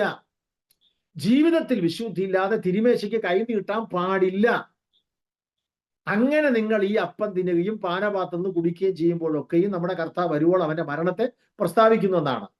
എന്നിട്ട് അതേ പൗലോസ് താഴോട്ട് വരുമ്പോൾ പറയുന്നു, അയോഗ്യമായി അപ്പം തിന്നുകയും പാനപാത്രം കുടിക്കുകയും ചെയ്യുന്നവനൊക്കെയും ഇത് നിമിത്തം ശിക്ഷാവധിയിൽ അകപ്പെടുമെന്നാണ്. ശിക്ഷാവധി തിന്നുകയും കുടിക്കുകയും ചെയ്യുന്ന ഒന്നാണ്. അതുകൊണ്ട് പൗലോസ് പറയുന്നു, തന്നെത്താൻ ശോധന ചെയ്തിട്ട് വേണം ഇത് തിന്നുകയും കുടിക്കുകയും ചെയ്യുവാൻ. അതാ ഞാൻ നേരത്തെ പറഞ്ഞത്, കർത്തൃദാസന്മാർക്ക് ഒഴിവാക്കാൻ വ്യവസ്ഥയില്ല. തന്നെത്താൻ ശോധന ചെയ്യണം. അപ്പൊ തിരുമേശ ശുശ്രൂഷ നടത്തുന്ന വ്യക്തിയും അദ്ദേഹം തന്നെത്താൻ ശോധന ചെയ്യണം. അതിൽ പങ്കാളികളാകുന്ന കൈനീട്ടുന്ന സകല ദൈവമക്കളും അവർ തന്നെത്താൻ ശോധന ചെയ്യണം, പരിശോധിക്കണം. ഓക്കെ. അപ്പോൾ ഇത് വിശുദ്ധ സ്ഥലത്ത് വെച്ച് തിന്നേണ്ട ഒന്നാണ്. ഇനി അടുത്തതായിട്ട് നമ്മൾ അറിയേണ്ടത്, ഈ അപ്പം പ്രതിഷ്ഠിക്കുമ്പോൾ ചൂടുള്ളതായിരിക്കണം. ഇതിനെ ആലയത്തിൽ കൊണ്ടുവരുമ്പോൾ ചൂടപ്പമായിരിക്കണം. ഈ ചൂടെന്ന് പറയുന്നത് പുതിയ സ്നേഹത്തെയാണ് കാണിക്കുന്നത്. വിശ്വാസികളായ നമുക്ക് എപ്പോഴും ദൈവസ്നേഹത്തിന്റെ ചൂട് അകത്തളത്തിലുണ്ടാകണം. അതൊരിക്കലും നഷ്ടപ്പെട്ടു പോകരുത്. നഷ്ടപ്പെട്ടാൽ ലോകത്തിന്റെ കൂത്തുകാഴ്ചകളായിട്ട് ഓട്ടോമാറ്റിക്കായിട്ട് തീരും, സംശയമില്ല. സഭയുടെ കാന്തൻ സഭയെക്കുറിച്ച് ഒരു കുറ്റമാണ് പറഞ്ഞത്, പക്ഷെ അത് സ്ട്രോങ് കുറ്റമാണ്. വെളിപ്പാട് പുസ്തകത്തിന്റെ 2-3 അധ്യായങ്ങളായിട്ട് കിടക്കുന്നു 7 പ്രാദേശിക സഭകള്: Ephesus, Smyrna, Pergamos, തുയതേര, Sardis, Philadelphia, ലവോദിക്ക. ഈ 7 സഭകളിൽ 5 സഭയെക്കുറിച്ച് കുറ്റം പറയുകയാണ്. മാനസാന്തരപ്പെടാൻ പറയാത്ത 2 സഭകൾ, ഒന്ന് സ്മുർണയും മറ്റൊന്ന് ഫിലദൽഫിയ. ബാക്കി 5 പറയുന്നു മാനസാന്തരപ്പെട്ട് മടങ്ങി വരണമെന്ന്, ആദ്യത്തെ പ്രവൃത്തി ചെയ്യണമെന്ന്. അതിൽ എഫെസോസ് സഭയുടെ ദൂതന് ദൂത് കൊടുക്കുമ്പോൾ പറയുന്നത് ഒത്തിരി നല്ല കാര്യം പറയുന്നു. എന്നാൽ തെറ്റായിട്ട് പറയുന്ന ഒരൊറ്റ കാര്യം, നിന്റെ ആദ്യ സ്നേഹം വിട്ടുകളഞ്ഞു എന്ന് നിന്നെ കുറിച്ചൊരു കുറ്റം പറയാനുണ്ടെന്നാണ്. ആദ്യ സ്നേഹം വിട്ടുകളഞ്ഞു. അപ്പോൾ ഈ സ്നേഹം പോയി എന്ന് സഭയുടെ കാന്തൻ കണ്ടിട്ട് അതിനെ കുറ്റമായിട്ടാണ് പറഞ്ഞിരിക്കുന്നത്. അപ്പോൾ പ്രതിഷ്ഠിക്കുമ്പോൾ ഈ അപ്പം ചൂടുള്ളതായിരിക്കണം. ഈ ചൂടെന്ന് പറയുന്നത് ദൈവസ്നേഹത്തെ, പുതിയ സ്നേഹത്തെയാണ് അത് കാണിക്കുന്നത്. നമ്മൾ അനുഭവിച്ച സ്നേഹം ഒരു കാരണത്താലും തണുക്കാൻ പാടില്ല. ഞാൻ അതിനൊരു വിശദീകരണം തിരുവഴുത്തിൽ നിന്ന് പറഞ്ഞ് ഞാൻ സമാപനത്തിലേക്ക് വരാം. സമയം തീരുന്നല്ലോ, ശ്രദ്ധിക്കണമേ. ഈ സ്നേഹം അകത്ത് വന്നു കഴിഞ്ഞാൽ ഒരു കാരണത്താലും തണുക്കാൻ പാടില്ല. തണുത്ത് കഴിഞ്ഞപ്പോൾ നമ്മൾ അറിയാതെ പിന്മാറ്റക്കാരായി തീരും. തണുത്താൽ പോക്ക, തണുക്കാതെ ചൂടോടെ നമ്മൾ സൂക്ഷിക്കണം ഈ സ്നേഹത്തെ. ഇത് ഏത് സ്നേഹം? ഇത് ദൈവസ്നേഹം. അതിന് ഒരു ലോകം കണ്ട ഒരു വിശുദ്ധൻ, ഒരു സ്ലീഹൻ, അല്ലെങ്കിൽ ഒരു അപ്പോസ്തോലൻ വെല്ലുവിളിക്കുമ്പോൾ ഒരു ചോദ്യം ചോദിച്ചു. റോമാലേഖനം 8-ാം അധ്യായത്തിലുണ്ട്. അതിങ്ങനെയാണ്: ക്രിസ്തുവിന്റെ സ്നേഹത്തിൽ നിന്നും എന്നെ വേർപിരിക്കുന്നത് ആരെന്നാണ്. 8-ാം അധ്യായം 35 മുതലുള്ള വേദവാക്യം നിങ്ങളൊന്ന് കുറിച്ചിടുക, സാവധാനത്തിൽ വായിക്കൂ. കണ്ടോ, യേശുക്രിസ്തുവിന്റെ സ്നേഹം, സാക്ഷാൽ ദൈവസ്നേഹം എന്താണെന്ന് ദമസ്കോസിന്റെ പടിവാതുക്കൽ വെച്ച് അനുഭവിച്ച കഥാപാത്രം ഇതാ വർഷങ്ങൾ പിന്നിട്ടിട്ടും ആ സ്നേഹത്തിന് അല്പം പോലും കോട്ടമോ വാട്ടമോ തണുപ്പോ സംഭവിച്ചില്ല. അദ്ദേഹം ജനത്തിന്റെ മുമ്പിൽ ആ ലേഖനത്തിൽ കൂടെ വെല്ലുവിളിച്ചോട് ചോദിക്കുന്നു, ക്രിസ്തുവിന്റെ സ്നേഹത്തിൽ നിന്നും നമ്മെ വേർപിരിക്കുന്നതാ? ചോദ്യം മാത്രമല്ല, ഇങ്ങോട്ട് താഴോട്ട് ലിസ്റ്റ് കിടക്കുക. കഷ്ടതയോ, സങ്കടമോ, ഉപദ്രവമോ, പട്ടിണിയോ, നഗ്നതയോ, ആപത്തോ, വാളോ, മരണത്തിനോ, ജീവനോ, ദൂതന്മാർക്കോ, വാഴ്ചകൾക്കോ, അധികാരങ്ങൾക്കോ, ഇപ്പോഴുള്ളതിനോ വരുവാനുള്ളതിനോ, ഉയരത്തിനോ ആഴത്തിനോ മറ്റ് യാതൊരു സൃഷ്ടിക്കോ നമ്മുടെ കർത്താവായ യേശു ക്രിസ്തുവിലുള്ള ദൈവസ്നേഹത്തിൽ നിന്ന് നമ്മെ വേർപിരിക്കാൻ കഴിയത്തില്ല. അപ്പോൾ ഈ അപ്പം പ്രതിഷ്ഠിക്കുമ്പോൾ ചൂടുള്ളതായിരിക്കണം. അതിൻ്റെ ഒരു ആത്മീക ആശയമാണ് ഞാനിവിടെ വിശദീകരിച്ചത്. ഇത് ക്രിസ്തുവിലുള്ള നമ്മുടെ സ്നേഹത്തിന്റെ ആ ചൂട് കുറയാതെ കാത്തു സൂക്ഷിക്കണം. പൗലൂസിന്റെ ആ ചലഞ്ചിങ് വേർഡ് എന്ന് പറയുന്നത് താനത് മരണത്തിൽ തെളിയിച്ചു കൊടുത്തു. താൻ രക്തസാക്ഷിയായിട്ട് മരിച്ചു എന്ന് ചരിത്രം പഠിപ്പിക്കുന്നു. AD 68 നീറോയുടെ കാലഘട്ടത്തിൽ നീറോയുടെ കൽപ്പന പ്രകാരം ആ നിഷ്കളങ്കനായ, ആ ധീര പോരാളിയായ കർത്തൃകൃത്യനെ ഓസ്ട്രിയൻ താഴ്വരയുടെ വീതിയിൽ കൊണ്ട് കുനിച്ചു നിർത്തി അന്നത്തെ നിയമപ്രകാരം ആ പടവാള് ഇരുകൈകൾ കൊണ്ട് പടയാളി ആരാച്ച മുറുക്കി പിടിച്ച് ആകാശത്തേക്ക് ഉയർത്തി വലിച്ചൊരു വീശിയപ്പോൾ തൻ്റെ കഴുത്തറ്റ്, തൻ്റെ തല ഉടൽ നിന്നും തെറിച്ചു മാറുവാൻ ഇടയായി തീർന്നു. പറഞ്ഞതിന്റെ താല്പര്യം, താൻ പറഞ്ഞ വാക്ക് കണ്ടോ, ക്രിസ്തുവിന്റെ സ്നേഹത്തിൽ നിന്നും എന്നെ വേർപിരിക്കുന്നത് ആരെന്നാണ്.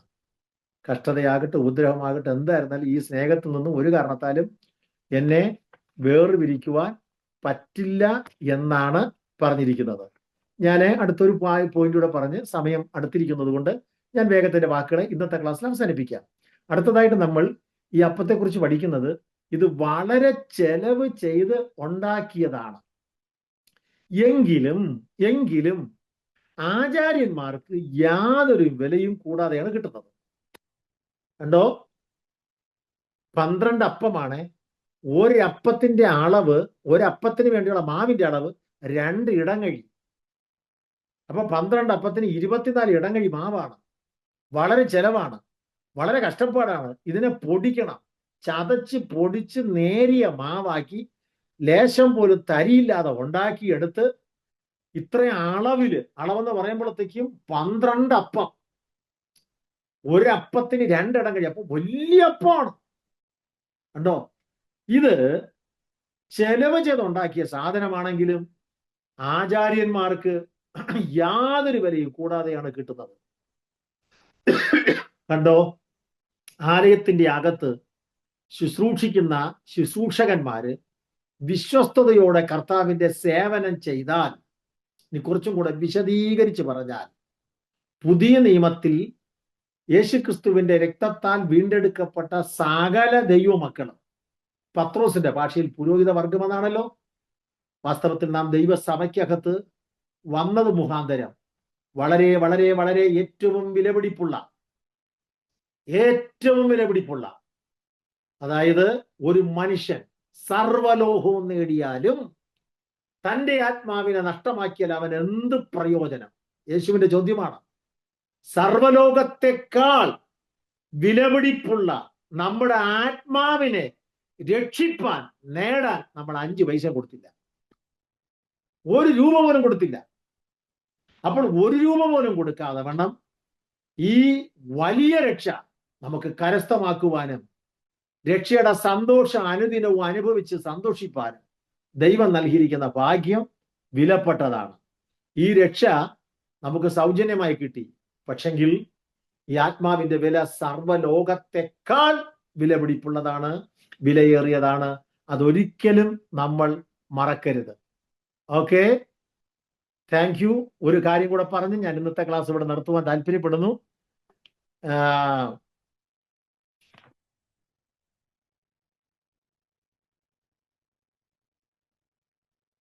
ഈ 12 അപ്പം, ഈ ഒരൊറ്റ വാക്കൂടെ പറഞ്ഞ് ഇന്നത്തെ ക്ലാസ് നിർത്താം. ഈ 12 അപ്പവും ഒരേ വലിപ്പത്തിൽപ്പെട്ടതാണ്.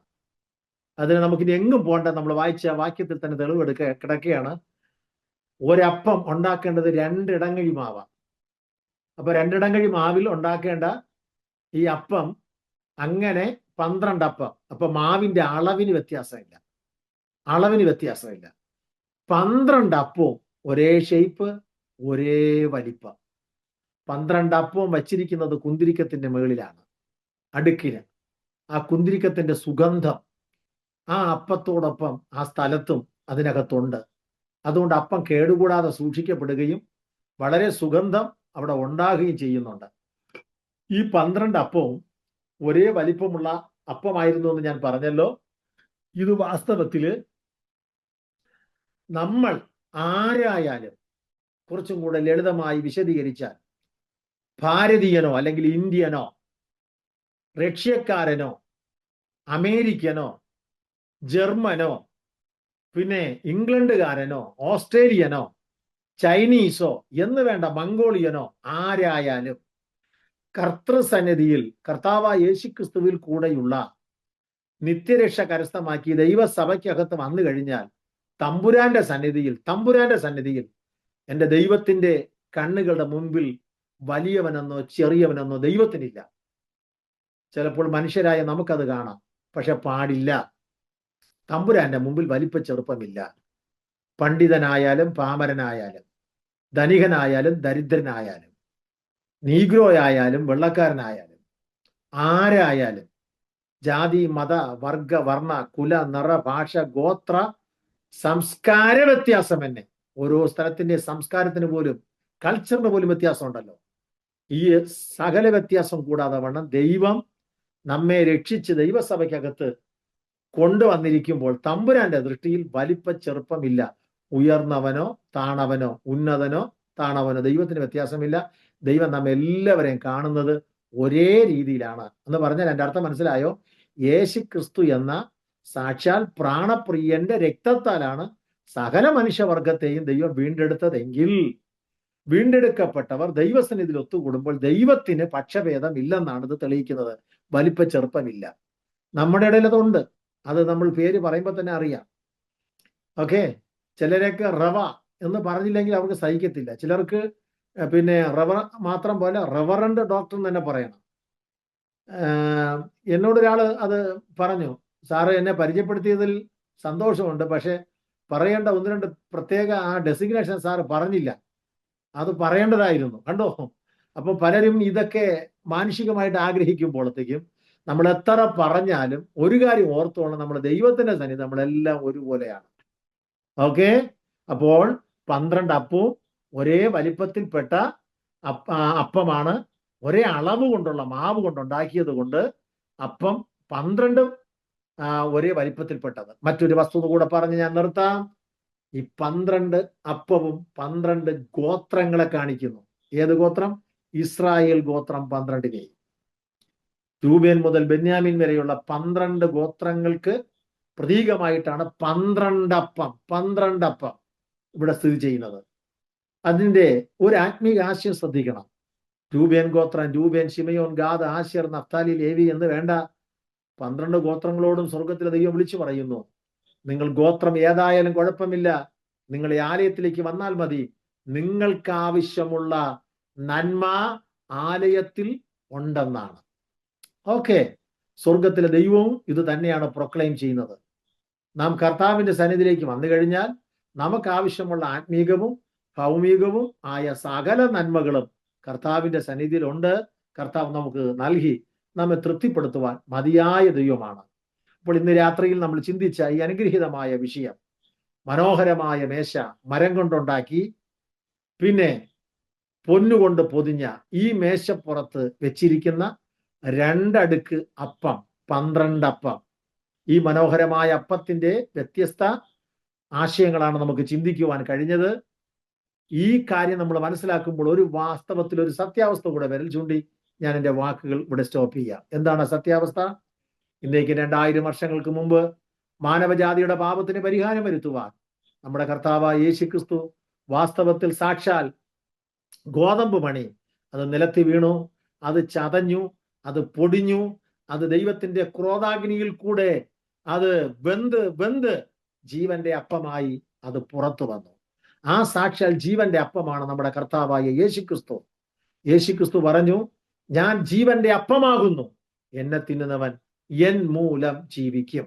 നമ്മുടെ കർത്താവായ യേശുക്രിസ്തു നമുക്ക് വേണ്ടി ജീവന്റെ അപ്പമായി തീർന്നത് കൊണ്ട് നമ്മൾ ഈ യേശുവിനെ മുറുകെ പിടിച്ച് ശിഷ്ടായുസ് മുഴുവനും അവനീ ജീവിതം ക്രിസ്തുവിൽ ധന്യമായി തീരുവാൻ, ദൈവമായുള്ള ബന്ധം പുലർത്തി ദൈവത്തിന് വേണ്ടി അവസാന നിമിഷം വരെ നിലകൊള്ളുവാൻ സർവകൃപാലുവായ കർത്താവ് നമ്മെ ഏവരെയും സഹായിക്കട്ടെ, അതിനായി ബലപ്പെടുത്തട്ടെ എന്ന് ഓർമ്മിപ്പിച്ചുകൊണ്ട് ഇന്നത്തെ ക്ലാസ്സിൽ അറ്റൻഡ് ചെയ്ത നിങ്ങൾക്ക് എല്ലാവർക്കും ഒരിക്കൽ കൂടെ ഹൃദയം നിറഞ്ഞ സ്നേഹത്തെയും വന്ദനത്തെയും അറിയിച്ചുകൊണ്ട് എൻ്റെ വാക്കുകൾക്ക് വിരാമമിടുന്നു. സ്വർഗത്തിലെ ദൈവം നമ്മെ എല്ലാവരെയും ധാരാളമായി ആശീർവദിക്കട്ടെ. Thank you so much.